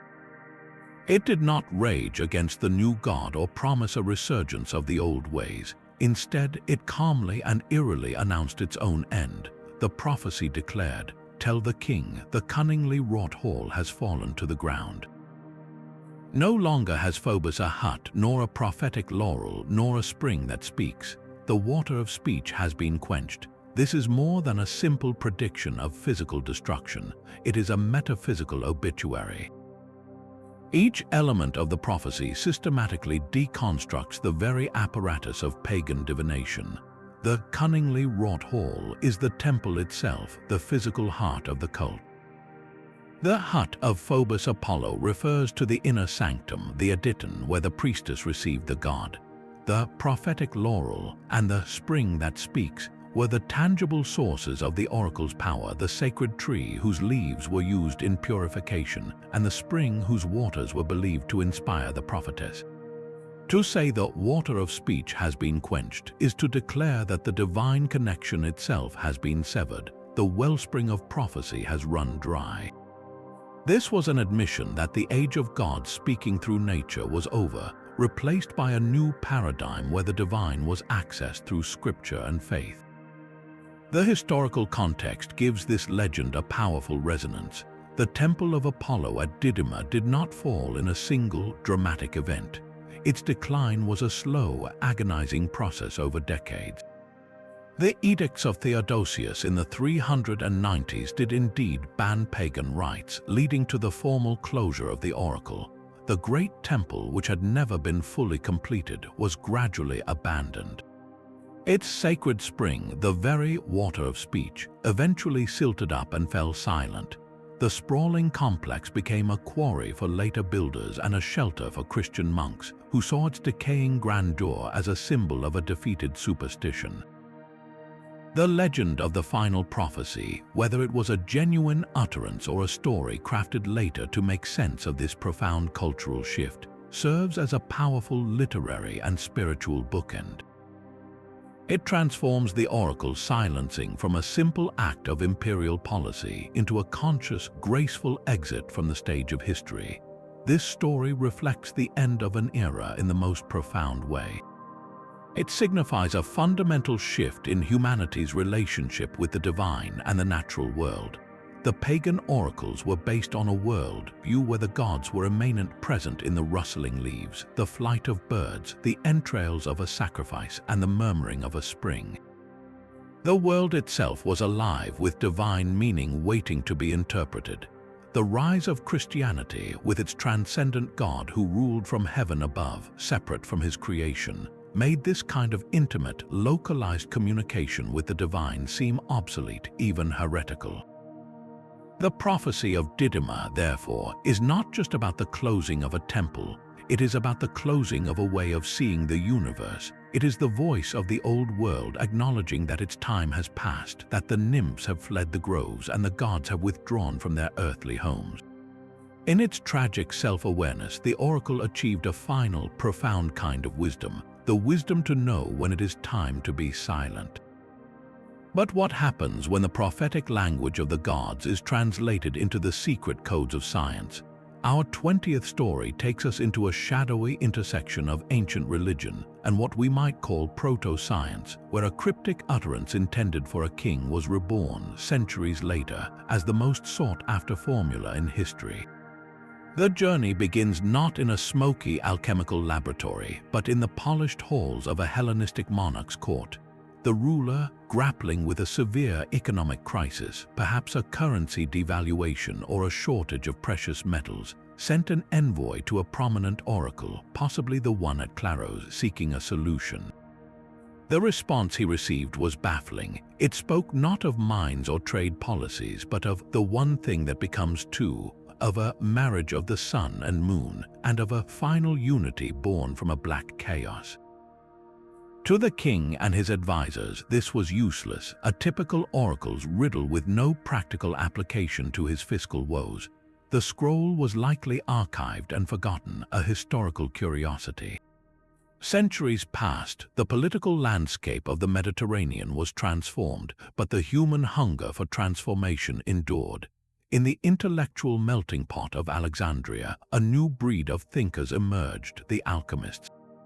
These were not magicians in the fairy tale sense, but philosophers and practical chemists who believed that the material world was a reflection of a spiritual reality, and that by understanding and manipulating matter, one could achieve spiritual perfection.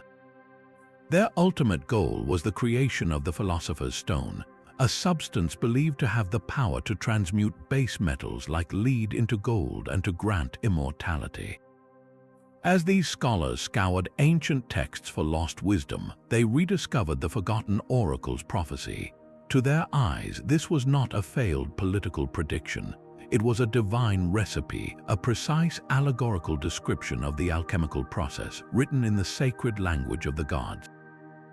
The prophecy's opening line, "The one thing that becomes two," was seen as a perfect description of the first major stage of the great work, separation. Alchemists began with a single, prime substance, often called the prima materia. Through heating and distillation, this substance would be separated into its opposing principles, sulfur and mercury. But these were not the elements we know today. In alchemical symbolism, sulfur represented the masculine, active, fixed principle, the soul, the sun. Mercury represented the feminine, passive, volatile principle, the spirit, the moon. This directly echoed the oracle's marriage of the sun and moon. The alchemists interpreted this marriage not as a simple mixing, but as a sacred union, a conjoining of these purified opposites in the sealed vessel of the alchemical flask. This stage was known as conjunction, and it was believed to produce a new, unified compound. But the oracle's most evocative phrase was its reference to a final unity born from a black chaos.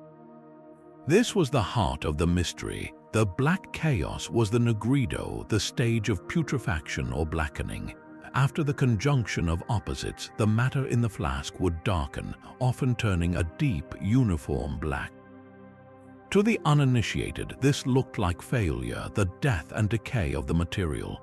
But the alchemists, guided by the oracle's words, saw it as a necessary death, a dissolution that preceded rebirth.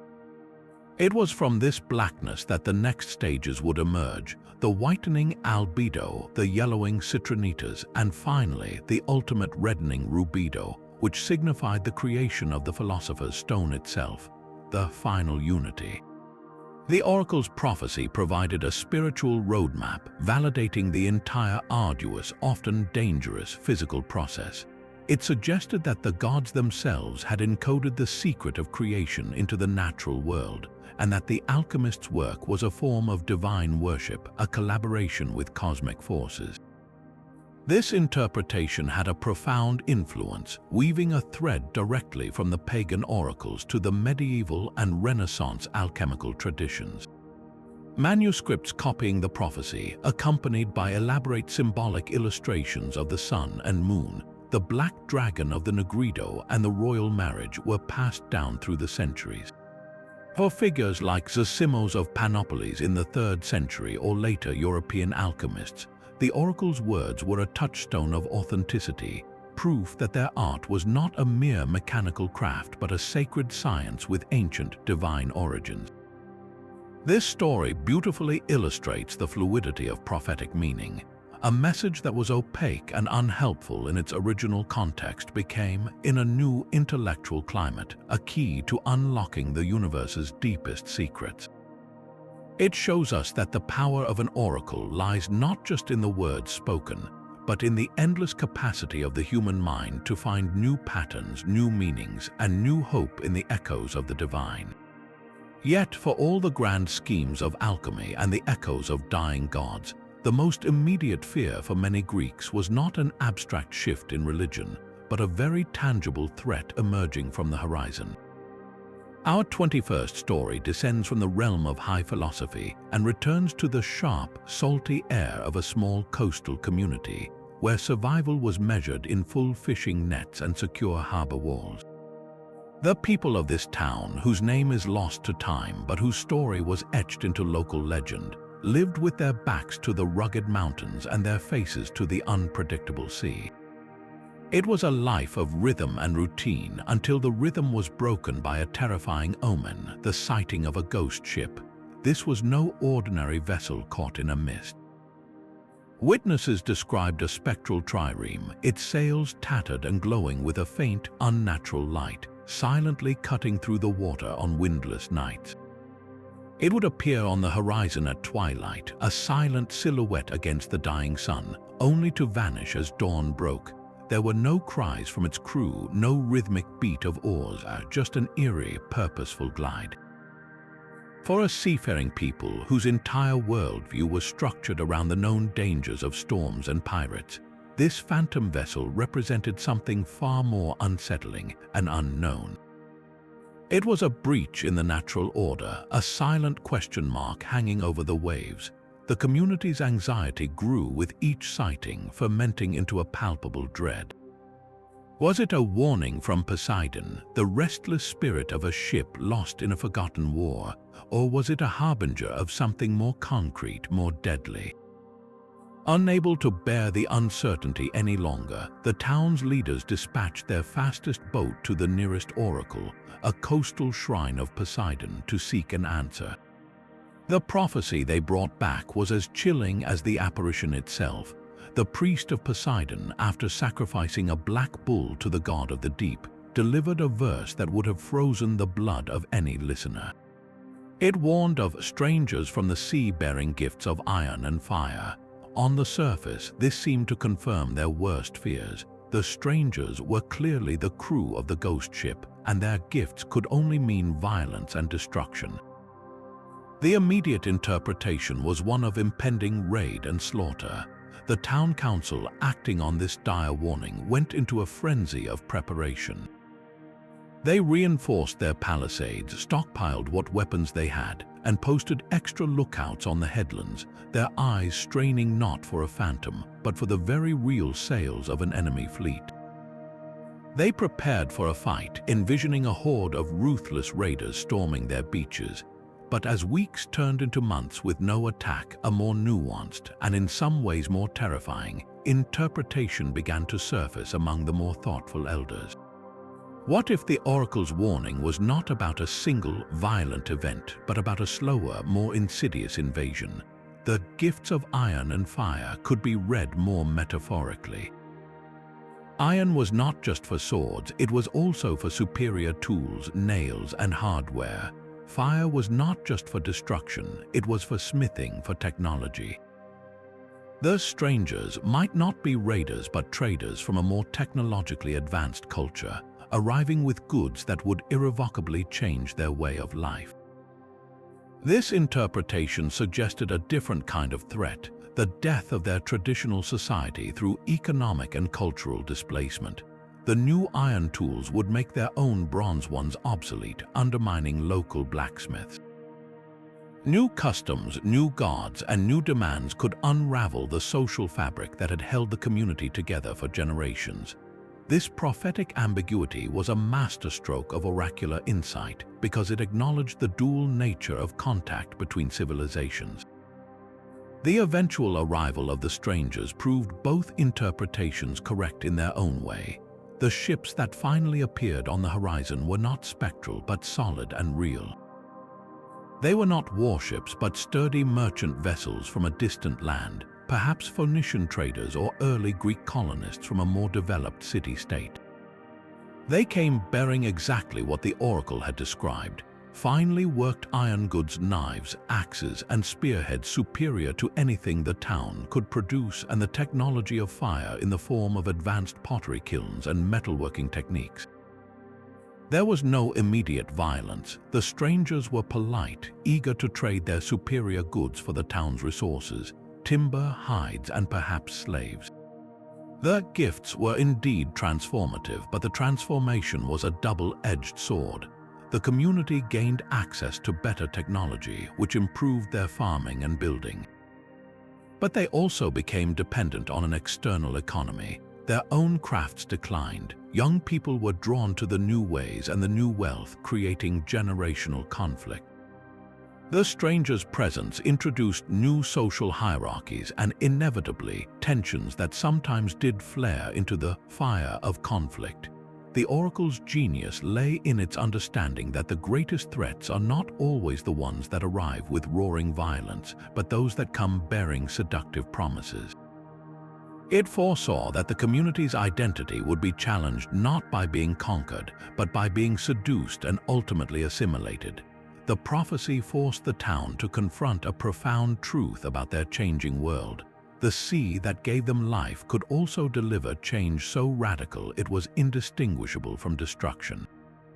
The ghost ship was never a phantom of the dead, but a phantom of the future, a shimmering premonition of the inevitable moment when their isolated world would be forced to meet the wider, more complex, and dangerously attractive world beyond the waves. The story of the madman and the healing spring begins not with a quest for physical health, but with a profound and shattering emotional collapse. His name was Theron, a farmer from a small village in the rugged highlands of Arcadia. Theron's world was his family, his land, and his simple, sturdy life.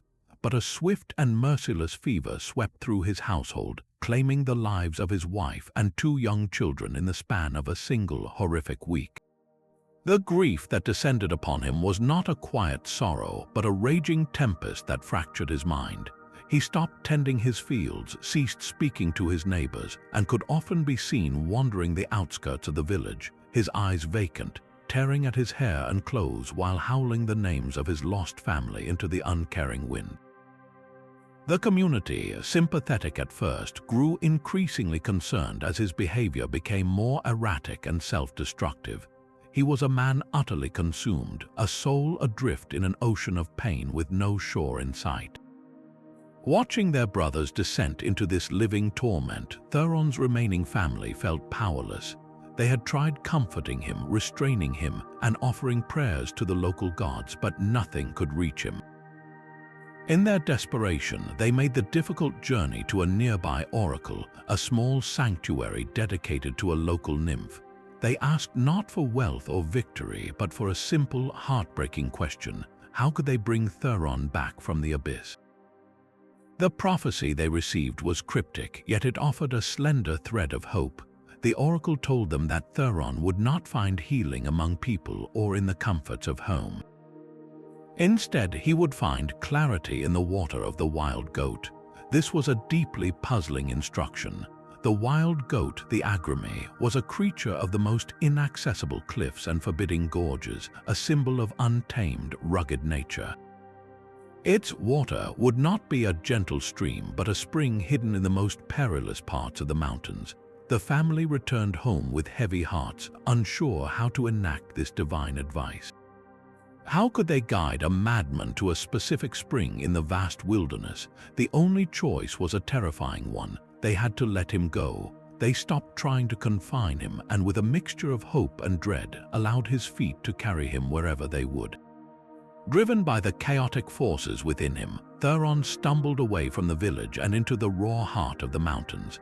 He was no heroic explorer. He was a fugitive from his own life, scrambling through thorny thickets, climbing treacherous slopes, and sleeping exposed to the elements, sustained only by a frantic, unconscious energy. He was following an internal compass calibrated by anguish, drawn toward a destination he could not name. After days of this aimless wandering, he found himself in a steep, rocky ravine, a place where the Agrimi were known to dwell. Exhausted, dehydrated, and bleary-eyed, he collapsed near a trickle of water emerging from a moss-covered rock face. It was not an impressive sight, just a small, steady seep. In his desperate thirst, he crawled to it and drank deeply. The water was unlike any he had tasted before. It had a sharp, metallic tang and a faint effervescence, a result of the unique mineral composition of the bedrock it filtered through. What happened next was not an instant miracle cure. Theron did not stand up completely sane, but as he drank, a profound physical and mental shift began. The coolness of the water seemed to quench not just his physical thirst, but the inner fire of his grief. The minerals, which we might now identify as having calming, lithium-like properties, began to soothe his shattered nervous system. He fell into a deep, natural sleep right there on the stones, the first true rest he had known since his tragedy. When he awoke, the world seemed different. The sharp edges of his pain were still there, but they were no longer tearing him apart. The chaotic storm in his mind had subsided into a heavy but manageable rain. He felt a clarity, a connection to the present moment that had been impossible for him before. He drank from the spring again, and a sense of peace, fragile but real, settled over him. He had found the water of the wild goat, and the oracle had been right. It held his clarity. Theron did not immediately return to his village. He stayed by the spring for many days, drinking from it regularly and allowing its waters and the solitude of the wilderness to continue their work. He built a simple lean-to and began to regain a semblance of routine. When he finally did walk back into his village, he was a changed man. He was thin and weathered, but the madness was gone from his eyes, replaced by a deep, reflective calm. He told his astonished family and neighbors the story of his journey and the miraculous spring. The event was too significant to be kept a secret. The community, recognizing the divine hand at work, decided to formalize the site. They cleared a path to the ravine and built a small sanctuary around the spring, dedicating it to the nymph of the place and to Asclepius, the god of healing. It became known as a place for healing ailments of the mind, what the Greeks called melancholia and mania. People suffering from grief, depression, and other mental afflictions would make pilgrimages there. The treatment involved a period of isolation, drinking the mineral waters, and undergoing a form of talk therapy with the sanctuary's priests, who guided them in interpreting their dreams, much like at the larger Asclepius. Theron himself became the first guardian of the spring, a living testament to its power, offering solace to others based on the profound wisdom he had gained through his own suffering. This story elevates the concept of healing beyond the physical. It suggests that the oracles understood the intricate connection between the mind, the body, and the natural world, and that sometimes the most potent medicine is not found in a bottle, but in a wild place, discovered only when we are brave enough to follow our deepest pain into the wilderness. While many oracles dealt with personal crises or the fates of kings, their authority also extended into the very fabric of religious life, acting as the ultimate arbiters of what new gods and foreign customs could be welcomed into a community. Our 23rd story transports us to a bustling port city in the 3rd century before the Common Era, a time when the Hellenistic world was expanding, and with it, exposure to intriguing foreign deities. A growing community of Egyptian merchants and sailors had settled in the city, and they brought with them the worship of the goddess Isis. Her mysteries, her promise of personal salvation, and her exotic rituals began to attract not just the foreign residents, but curious Greek citizens as well. This created a theological and social dilemma. Could a Greek city officially adopt a powerful Egyptian goddess without offending its own patron deities, particularly Zeus? To answer this volatile question, the city's leaders knew there was only one authority to consult, the ancient oracle of Zeus at Dodona. The question they posed was likely nuanced, going beyond a simple yes or no. They would have asked Zeus if the introduction of Isis's worship would be pleasing to him and beneficial to the city, and if so, under what conditions it should proceed. The response from Dodona, preserved on a fragile lead tablet, was a masterwork of religious diplomacy and social regulation. The oracle did not outright reject the foreign goddess, which is a significant point in itself. Instead, it gave its conditional approval, outlining a precise framework for how Isis could be integrated into the city's spiritual landscape. The decree stipulated that a temple to Isis could be built, but not within the most sacred precinct of the city, the area reserved for the altars of Zeus and the other Olympian gods. It was to be constructed in a separate, yet still respectable, location, perhaps near the harbor, acknowledging her connection to sailors and trade. Furthermore, the oracle specified that the priesthood of this new temple should include both Egyptians who knew the correct rites and Greeks, ensuring local oversight and cultural integration. The conditions went beyond mere architecture and personnel. The oracle also prescribed the specific form the worship should take. The rituals for Isis were to be adapted or interpreted to align with Greek sensibilities. Certain Egyptian practices that might have seemed too foreign or extreme to Greek eyes were to be modified or omitted. Most importantly, the oracle's decree included a crucial theological clause. Any public festival for Isis must begin with a sacrifice and a hymn to Zeus, explicitly recognizing his supreme authority over the city and framing the worship of Isis as operating under his divine permission. This was not a simple addition, it was a profound statement of religious hierarchy. The newcomer goddess was being welcomed, but as a subordinate power within the existing Greek cosmic order, a vassal in the court of Zeus. This decree reveals the oracle's role as a brilliant manager of cultural change. By setting these strict conditions, Dodona accomplished several crucial goals. First, it prevented a potentially disruptive religious schism. By giving official sanction to the cult of Isis, it brought a growing popular movement under the umbrella of state control, avoiding the danger of it becoming an underground, rebellious faction. Second, it protected the city's traditional religious identity. By subordinating Isis to Zeus and placing her temple outside the main sacred space, it assured the citizens that the old gods were not being replaced, but were instead presiding over a controlled expansion of the divine pantheon. Finally, it fostered a managed form of cultural exchange. The city could now benefit from the economic and cultural energy that the Isis cult brought, attracting traders and thinkers from across the Mediterranean without feeling that its own Hellenic soul was being erased. The oracle's wisdom lay in its understanding that societies cannot remain completely closed, nor can they open themselves completely without risking their core identity. It provided a structured pathway for innovation, allowing the new to enter while ensuring the primacy of the old. This story shows us that the oracles were not just relics of tradition. They were active, sophisticated participants in the complex process of globalization, using their divine authority to guide their communities through the challenging and inevitable encounters with the wider world. For an actor in ancient Greece, the voice was everything. It was the instrument of persuasion, the tool of passion, the very breath of character. To be condemned to silence on stage was to be less than an understudy, it was to be a prop. So, when a promising but struggling actor named Dion consulted a small oracle of Dionysus before a critical festival competition, the prophecy he received must have felt like a cruel joke. He had asked for guidance on how to achieve the fame he so desperately sought, and the priestess, in the grip of the god of theater, told him that his greatest role would be one you do not speak.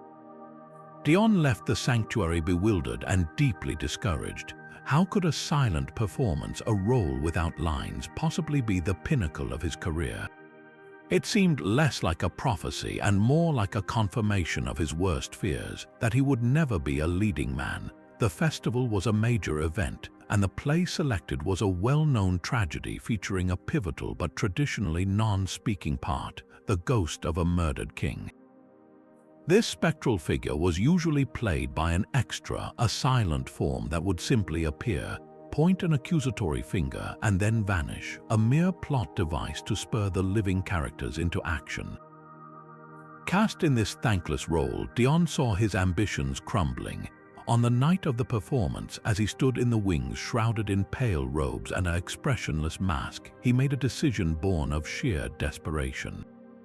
If this was to be his greatest role, even if the oracle's words were a mockery, he would pour every ounce of his craft into it. He would not simply be a silent spectre, he would become silence itself. He began to prepare not by rehearsing lines, but by immersing himself in the psychology of the ghost. What would it feel like to be trapped between worlds, burning with a truth you could no longer voice, your very presence a wound in the fabric of the living? When his moment came, the transformation was electrifying. Dion did not simply walk onto the stage. He seemed to materialize, his movements unnervingly slow and deliberate, as if he were moving through a different, heavier air. The mask, which should have been inert, seemed to project an unbearable sorrow through its rigid features. He did not just point, his entire body became an accusation.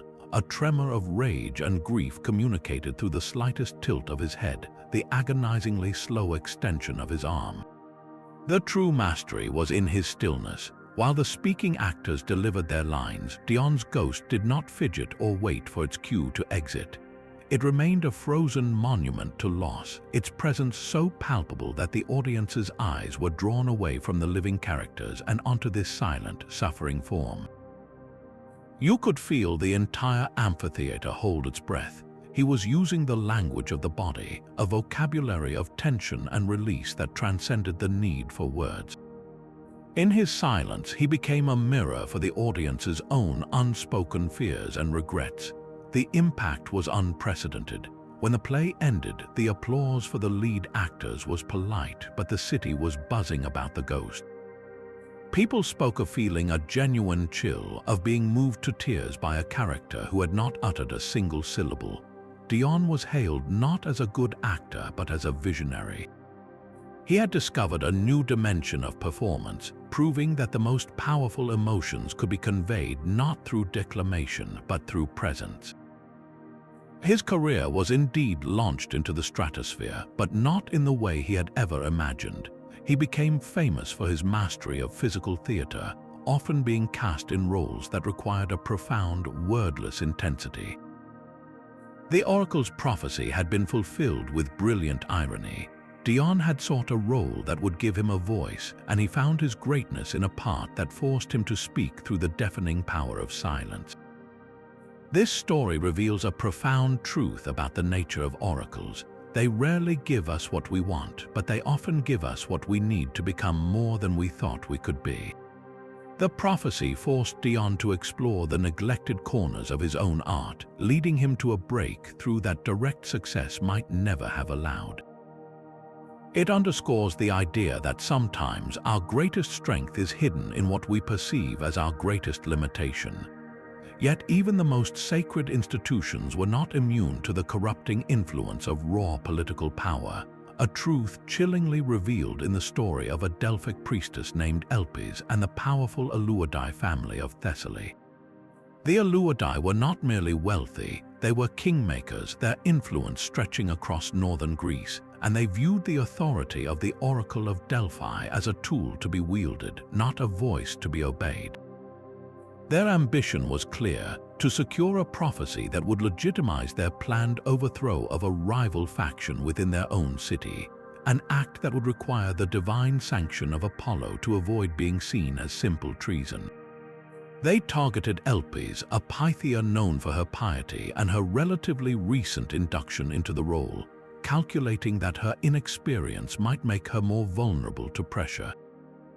The coercion was not a crude threat of violence, it was far more insidious. The family's agents approached her aging father, a respected but financially struggling farmer, and offered to clear his substantial debts. The offer was presented as a generous gift from a pious family, but the unspoken condition was unmistakable. A favorable prophecy was the expected return on this investment. Elpis faced an impossible conflict, trapped between her sacred oath to channel the gods' unvarnished truth and the very real safety and honor of her family. On the day of the consultation, as the Aleuadai envoy stood before her in the dim, smoky Aditon, the weight of the deception must have been crushing. The traditional rites were performed, the laurel leaves chewed, the sacred water drunk. But as the divine presence was said to fill her, Elpis performed a desperate, subtle act of resistance.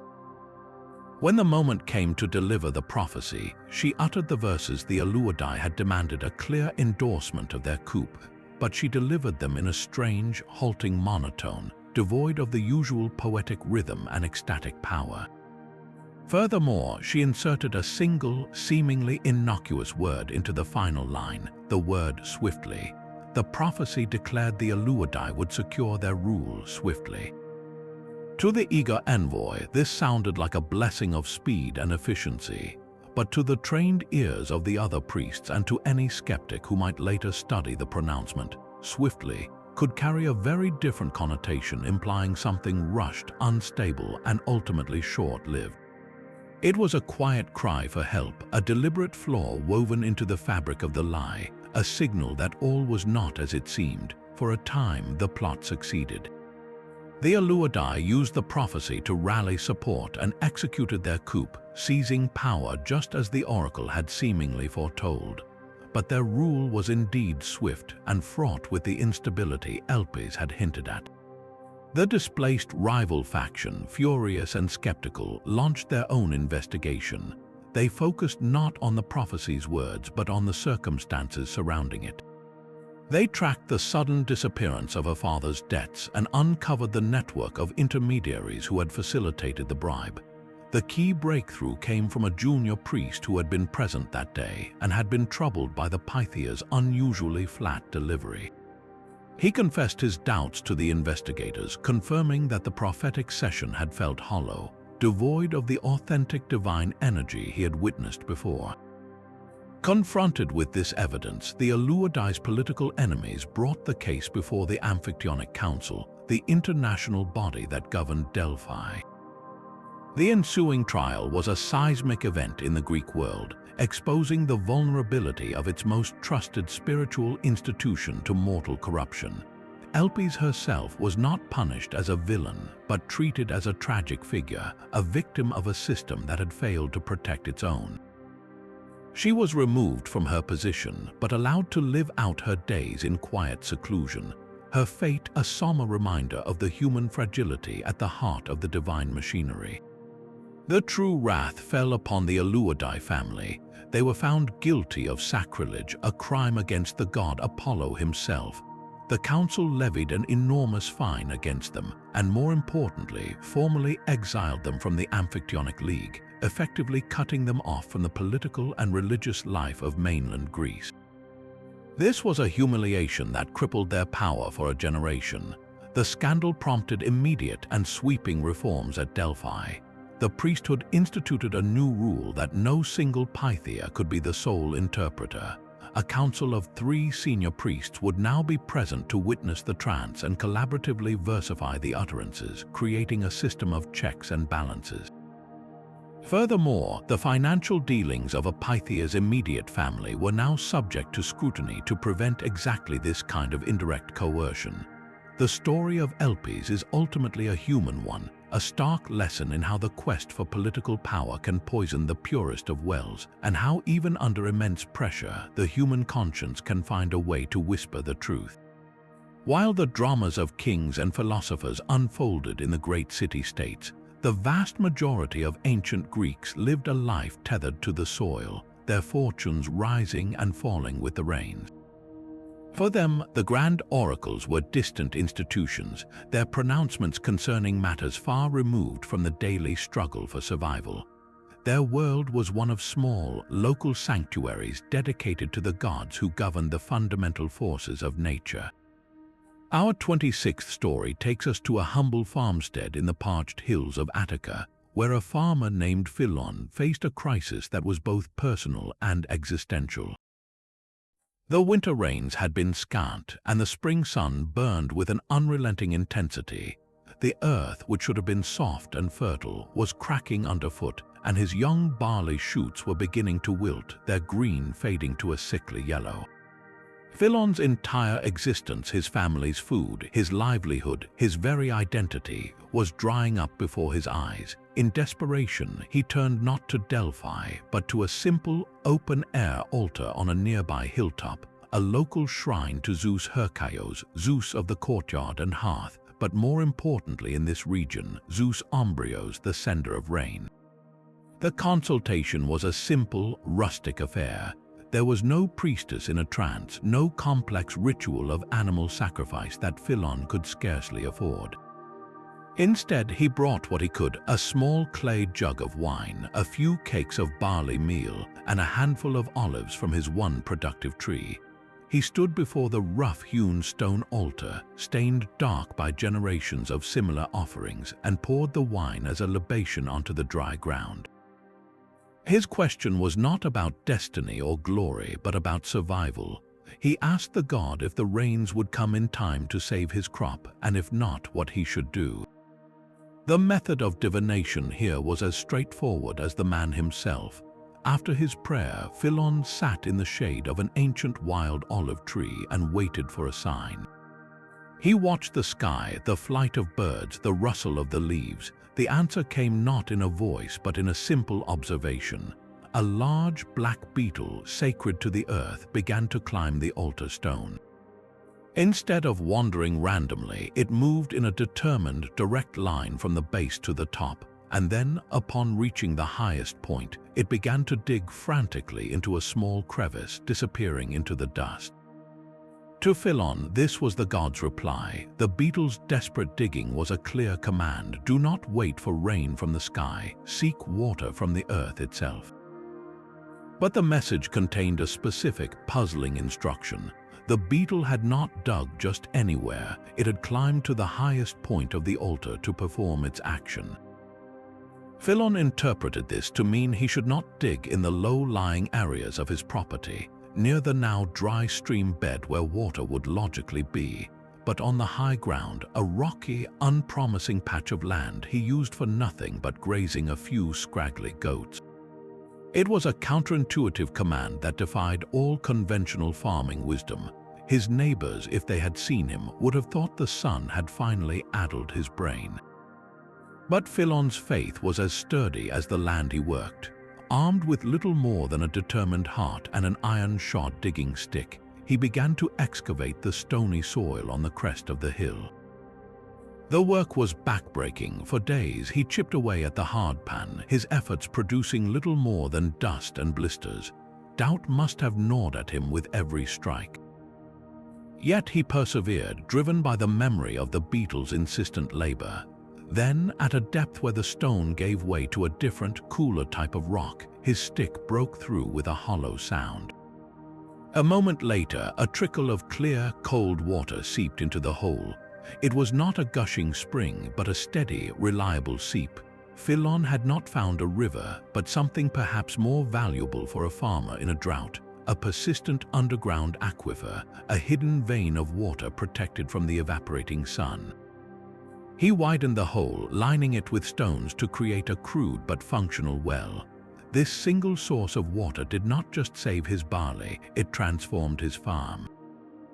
He could now water his animals reliably and even irrigate a small vegetable garden, giving his family a level of security they had never known. The true impact of this discovery, however, rippled far beyond his own fields. When his neighbors saw that Philon's crops were thriving while theirs failed, they came to him in wonder. He told them the story of the beetle and the altar, and soon other farmers began consulting the same local oracle of Zeus. The god's guidance through similar simple signs led to the discovery of other seepages and small springs across the region. The community, acting on this collective divine advice, developed a sophisticated system of small catchment basins and channels to husband every precious drop. This story reveals a crucial, often overlooked dimension of oracular practice: its role as a catalyst for practical problem-solving and community resilience. The oracle did not magically create water. It directed human effort toward a resource that was already present but unseen. It provided the psychological impetus for a desperate man to undertake a seemingly irrational task, and in doing so, it unlocked a hidden potential within the land itself. For the common people of ancient Greece, this was the true power of the gods, not to dictate the fall of empires, but to show a farmer where to dig so that his children might eat.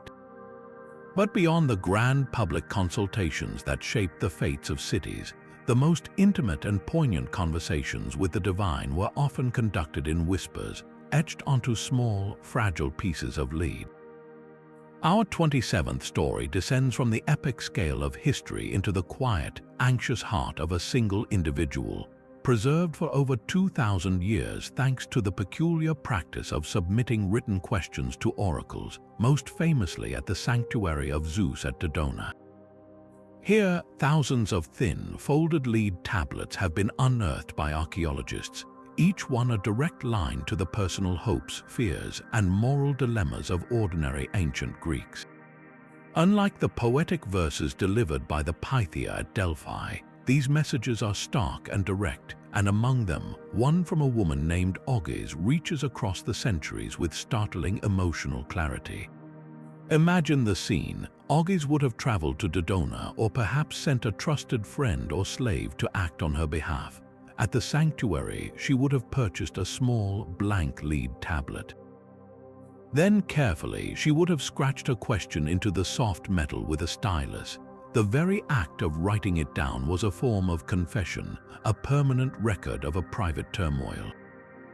Her question, once translated, is breathtaking in its modern resonance. She asks simply and desperately whether she should leave her current husband, a man named Nicanor, for another man.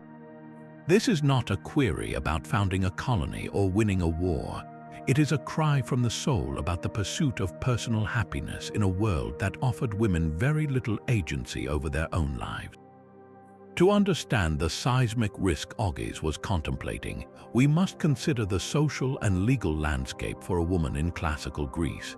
Marriage was primarily an economic and social contract between families. A woman like Ogis was essentially transferred from the guardianship of her father to that of her husband. Divorce was possible, but it was far easier for a man to initiate. For a woman to leave her husband was a radical act that could lead to social ostracism, the loss of her children, and financial ruin. She would return to her birth family, potentially seen as a burden and a disgrace. Her entire social identity and security were tied to her marriage. So when Ogis asks the king of the gods, Zeus himself, for permission to abandon her husband, she is not merely asking about romance. She is seeking divine sanction for an act that could potentially destroy her life. The very existence of her question suggests a situation of profound unhappiness. Perhaps Nicanor was abusive, perhaps he had squandered their wealth, or perhaps the other man represented a genuine chance for affection and respect that her current marriage utterly lacked. The lead tablet itself is a physical testament to her anxiety.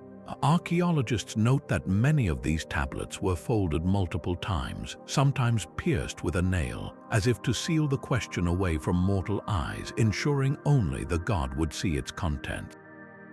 This act of folding and hiding underscores the intensely private nature of these pleas.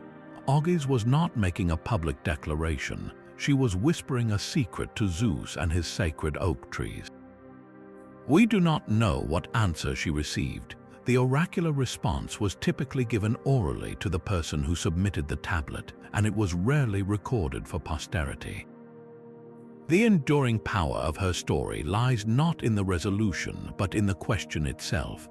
It immortalizes a moment of supreme personal crisis, a woman trapped between the unbearable weight of her present circumstances and the terrifying uncertainty of a different path.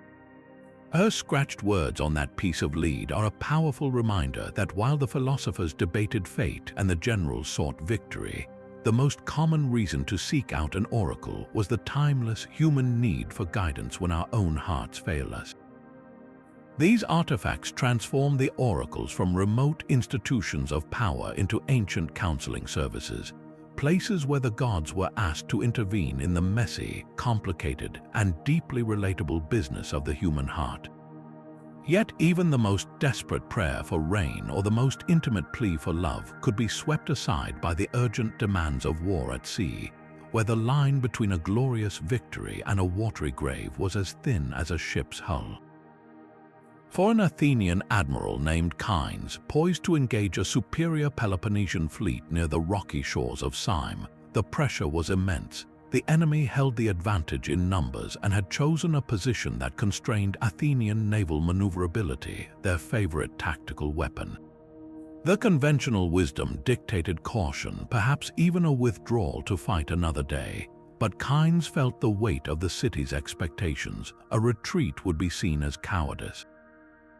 As the morning mist hung over the choppy waters, he ordered the fleet seer to perform the final pre-battle rites, a sacrifice to Poseidon, the earth shaker, who held their fate in his trident hand. The sacrifice itself was routine, a young bull offered on a makeshift altar on the admiral's flagship. The animal's entrails were inspected and declared acceptable, but not exceptionally favorable. It was a lukewarm sign, offering no clear directive. As the priests completed their work, tossing the offal into the sea, a sudden squall of noise erupted overhead. A massive flock of seagulls, which had been circling the fleet, descended into a frenzied feeding attack on the discarded remains. The birds did not just eat, they fought each other with raucous cries, diving and screeching in an aggressive, chaotic display. To most of the crew, it was just a natural, if noisy, event. But the seer, an old man named Philocrates, whose face was as weathered as a ship's prow, saw something else entirely. He watched not the gulls themselves, but the direction of their frenzy. They were not scattered randomly. Their violent competition was driving them relentlessly toward the enemy's position, as if the scraps of the sacrifice were being pulled by an invisible current leading straight to the Peloponnesian line. Turning to the admiral, Philocrates delivered his interpretation with a fervent certainty. This was not just a flock of hungry birds, it was the god himself, giving a sign more dynamic and clear than any static mark on a liver. Poseidon, the seer declared, was not merely accepting their sacrifice, he was actively leading them. The aggressive behavior of the gulls, sacred creatures of the sea, symbolized the chaos and violence they were meant to inflict upon the enemy. Their movement toward the foe was a divine arrow pointing the way to victory. The lukewarm entrails had indicated a neutral battlefield, but the gulls showed a god tipping the scales decisively in their favor. For Kynes, a pragmatic man who nonetheless lived in a world alive with divine intention, this was the clarity he needed. The omen transformed his anxiety into resolve. He gave the order for the entire fleet to attack, but with a critical tactical adjustment inspired by the omen itself. Instead of the complex encircling maneuver the Athenians favored, which was difficult in the constrained waters, Kynes adopted a bold, direct approach. He ordered his triremes to form a tight, wedge-shaped formation, a literal embodiment of the aggressive gull flock. The fastest ships were at the point of the wedge, meant to smash directly into the center of the enemy line, creating the same kind of disruptive chaos the birds had exhibited. The battle was furious and brutal. The Athenian wedge, driven by the conviction of divine favor, punched through the Peloponnesian formation. The enemy, expecting a more cautious and technical fight, was thrown into disarray by the sheer ferocity and unexpected direction of the assault. Ship rammed ship, and the sea became a tangle of splintered wood and desperate men. The Athenians, believing Poseidon fought with them, pressed their advantage with a morale that their opponents could not match. By afternoon, the Peloponnesian fleet was in retreat, having lost a significant number of vessels. In the aftermath, the victory was not attributed solely to Kynes' tactics or the skill of the rowers. The official narrative, recorded in the admiral's report to the Athenian assembly, gave primary credit to the omen of the seagulls. The story spread through the city, becoming a popular legend of divine intervention. What we might see as a simple case of opportunistic bird behavior followed by clever command decisions, the ancient Athenians saw as a perfect example of the gods communicating through the natural world. The gulls became actors in a divine drama, their innate instincts seamlessly woven into the tapestry of fate. This story underscores a fundamental aspect of the ancient mindset. The world was not a collection of random events but a text written by the gods, and the role of the seer was to be its most attentive reader, finding meaning in the flight of a bird and the fury of a flock, and in doing so shaping the course of history itself. And so we arrive at a mystery that has captivated explorers and scholars for centuries, the legend of a sanctuary that vanished from the earth so completely that its very existence is sometimes questioned. This is not the story of an oracle that fell silent, but of an oracle that disappeared, leaving behind little more than whispers on ancient parchment and a tantalizing void on the map. Our 29th tale takes us in search of the oracle of Apollo on the mythical island of Ephyra, not the famous Ephyra of volcanic eruption fame, but a lesser-known Ephyra said to have existed somewhere in the mist-shrouded Ionian Sea. The primary source for this lost site comes from a single, cryptic passage in the writings of the geographer Pausanias, who, in his description of the Peloponnese, makes an offhand mention of a Ephyran oracle that was renowned for its prophecies delivered through the interpretation of dreams, a rival to the great sanctuary of Asclepius before the island was swallowed by the sea. The geographical clues are sparse and poetic, more like a treasure map drawn by a poet than a surveyor. Pausanias suggests the island lay a day's sail west of the Peloponnesian coast, placing it somewhere in the open waters between modern-day Greece and Italy. Other fragmentary texts, including a damaged epic poem, describe Ephyra as a low-lying island of exceptional beauty, with a central mountain ridge that cradled a sacred grove of poplar trees, whose whispering leaves were said to lull seekers into a prophetic sleep. The heart of the oracle was a cave, not of vapors like at Delphi, but of a warm, geothermal spring whose waters were believed to induce vivid and truthful dreams. Seekers would bathe in these waters before sleeping in the grove, awaiting a visitation from Apollo in their slumber. The island's fate, according to legend, was sealed by its own priestess. In a fit of rage after a supplicant disobeyed a dream warning and caused a great tragedy, she cursed the island, calling upon Poseidon to reclaim his domain. Soon after, a series of violent earthquakes and a colossal wave were said to have dragged the entire landmass beneath the waves in a single cataclysmic night. The romance of this lost history has fueled modern archaeological searches that blend high technology with old-fashioned detective work. One prominent theory focuses on a submerged volcanic caldera near the island of Kephallonia. Here, sonar surveys have revealed what appear to be the remains of man-made structures under nearly 100 feet of water, rectangular foundations, and a possible ceremonial road that snakes along the seafloor. Marine archaeologists have retrieved pottery fragments from this site dating to the classical Greek period, proof that people did live there before a seismic event caused the land to subside. However, no definitive inscription linking the site to Apollo or a dream oracle has been found, leaving the identification tantalizingly unproven. Another expedition has concentrated its efforts on a stretch of coastline in the region of Elis, where local folklore speaks of a sunken city just offshore. Using ground-penetrating radar, researchers have identified anomalies deep beneath the sand that suggest the possibility of a large building complex buried not by water, but by centuries of sediment from a shifting river delta. This theory posits that Pausanias' swallowed by the sea was a metaphorical description of a site gradually engulfed by sand, its memory fading as the dunes covered it. This blending of myth and potential fact forces us to consider a fascinating possibility. The legend of the lost oracle may not be a literal account of a sinking island, but a powerful cultural memory of a very real cataclysm. The ancient Mediterranean world was geologically active, and the sudden destruction of coastal settlements by earthquakes and tsunamis was a recurring trauma.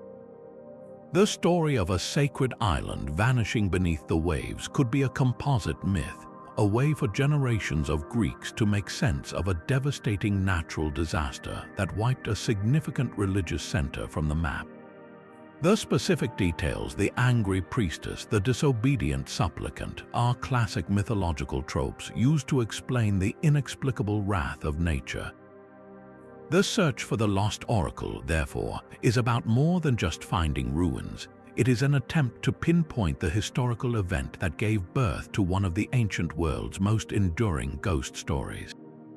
It represents our enduring fascination with places that have slipped through the cracks of history, reminding us that for all our knowledge, the past still holds profound mysteries waiting silently beneath the sand and the sea.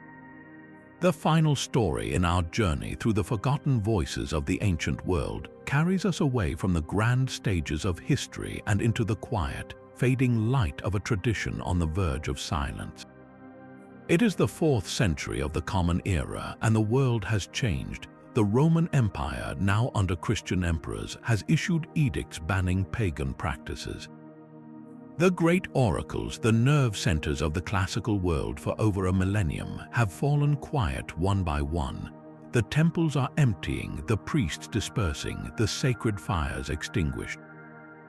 Yet, in a remote valley in the Peloponnese, at a small, weathered sanctuary of Pan and the nymphs, a thread of the old way still holds. Here, an elderly priest, one of the last of his kind, continues to listen. He is not consulted by generals or senators anymore. His visitors are now only the local farmers and shepherds who have known no other source of comfort. The seeker is a young woman named Elpis, a name that means hope. Her crisis is not one of state but of the heart. Her newborn son has fallen ill with a fever that will not break. She has tried every remedy the village wise woman knows, every prayer to the new Christian God that the traveling preacher has taught them. Desperate, with her child weakening in her arms, she turns as a last resort to the old sanctuary, a place her own grandmother had spoken of with reverence. She finds the priest tending a small, struggling garden where the sacred herbs once grew. He is frail, his eyes clouded with age, but they still hold a flicker of the old knowledge. He does not perform an elaborate ritual. There are no sacrifices left to make. Instead, he simply listens to her story, his hand resting on a moss-covered statue of a nymph.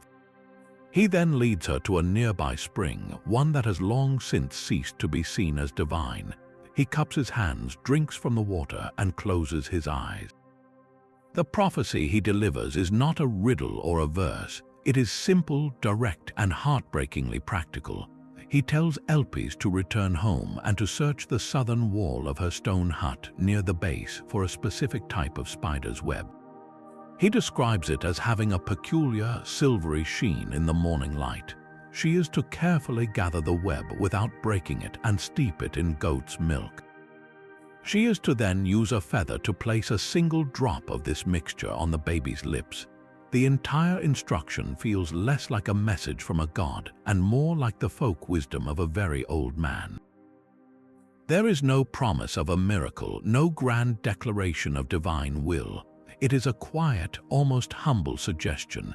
Elpis, with nothing left to lose, does exactly as she is told. Miraculously, or perhaps through a combination of faith, suggestion, and the unknown medicinal properties of the web itself, the child's fever breaks that night. The baby survives. Elpis, overwhelmed with gratitude, returns to the sanctuary the next day with a basket of eggs as an offering, but she finds the place deserted. The old priest is gone. The few remaining artifacts, a small clay lamp, a cracked bowl, are scattered. It is as if he had simply walked away into the mountains, knowing his work was finally done. The last prophecy had been delivered, not to decide the fate of an empire, but to save a single, anonymous life. This quiet, personal moment is a fitting end to the era of the oracles. It symbolizes a profound shift in how humanity sought to understand its world. The grand, public dialogue with the cosmic forces, the belief that God spoke through the rustling of leaves and the entrails of bulls, was receding. In its place was rising a new, more intimate relationship with the divine, one based on internal faith and sacred texts. The final prophecy was not about the future of nations, but about the immediate, tangible need of a mother and child. It reminds us that at its core, beneath the politics and the power, the oracular tradition was always about this fundamental human need, to find guidance in a frightening and uncertain world, to feel that some greater intelligence, however cryptic, was listening. The voice of the gods did not end with a thunderous pronouncement or a dramatic cataclysm. It ended with a whisper, a simple act of kindness from the last guardian of a dying art to a young woman named Hope, ensuring that the final echo of a 1,000-year conversation was one of compassion. And so our journey through these 30 untold stories comes to a close, not at the grand stairway of Delphi, but in the quiet realization that the true essence of the oracles was never confined to a single famous site. What these accounts reveal is a breathtaking ecosystem of divine communication, a network of sacred springs, shadowy groves, and whispering stones that pulsed at the very heart of the ancient world. The oracles were not a monolithic institution, but a living, breathing tapestry of belief, woven into the fabric of everyday existence. They were consulted by kings trembling on the eve of battle and by farmers anxious about the harvest. They guided the founding of colonies and the mending of broken hearts. They presided over the highest matters of state and the most intimate dilemmas of the soul. From the terrifying descent into the oracle of the dead to the clever reinterpretation of a prophecy by a determined athlete, from the political manipulation of a sacred pronouncement to the quiet, personal miracle of a healing spring, we see that the voice of the gods was as diverse and complex as humanity itself. This incredible diversity demonstrates that the oracle tradition was the ancient world's ultimate decision-making tool, a bridge between the uncertain present and an imagined future. It was a system that provided psychological comfort, political legitimacy, and practical solutions in a universe full of terrifying unknowns. Whether it was a general finding the courage to attack because of a flock of birds, a community discovering a new water source thanks to a beetle's path, or a merchant pivoting his entire business based on a dream of a knot, the oracles empowered people to act. They transformed paralyzing anxiety into purposeful action. They offered a framework for understanding fortune and misfortune, success and failure, not as random chance, but as part of a larger, divinely orchestrated pattern. Even in their failures, when prophecies were misinterpreted or corrupted, they hold up a mirror to timeless human flaws, our pride, our greed, and our tendency to hear only what we wish to hear. The legacy of the oracles, therefore, is far more than a collection of mysterious ruins. It is a profound chapter in the history of the human spirit's quest for meaning. In a world before science could explain disease or weather patterns, before psychology could articulate grief or ambition, the oracles provided a language and a process for navigating life's greatest challenges. They satisfied a deep, enduring need to believe that our lives are part of a larger story, that our choices matter, and that guidance is available if we know how to listen. As the modern world grapples with its own uncertainties, perhaps we still engage in a form of seeking, looking for signs and patterns in data, consulting experts, and yearning for a glimpse of what lies ahead. The methods have changed, but the fundamental desire to pierce the veil of the future remains.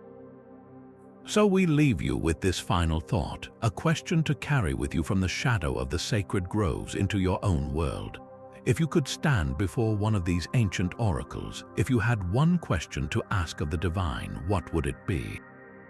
Would you seek a truth about your own path or a warning for the world? Share your question in the comments below. We are truly curious to hear what mysteries you would wish to solve.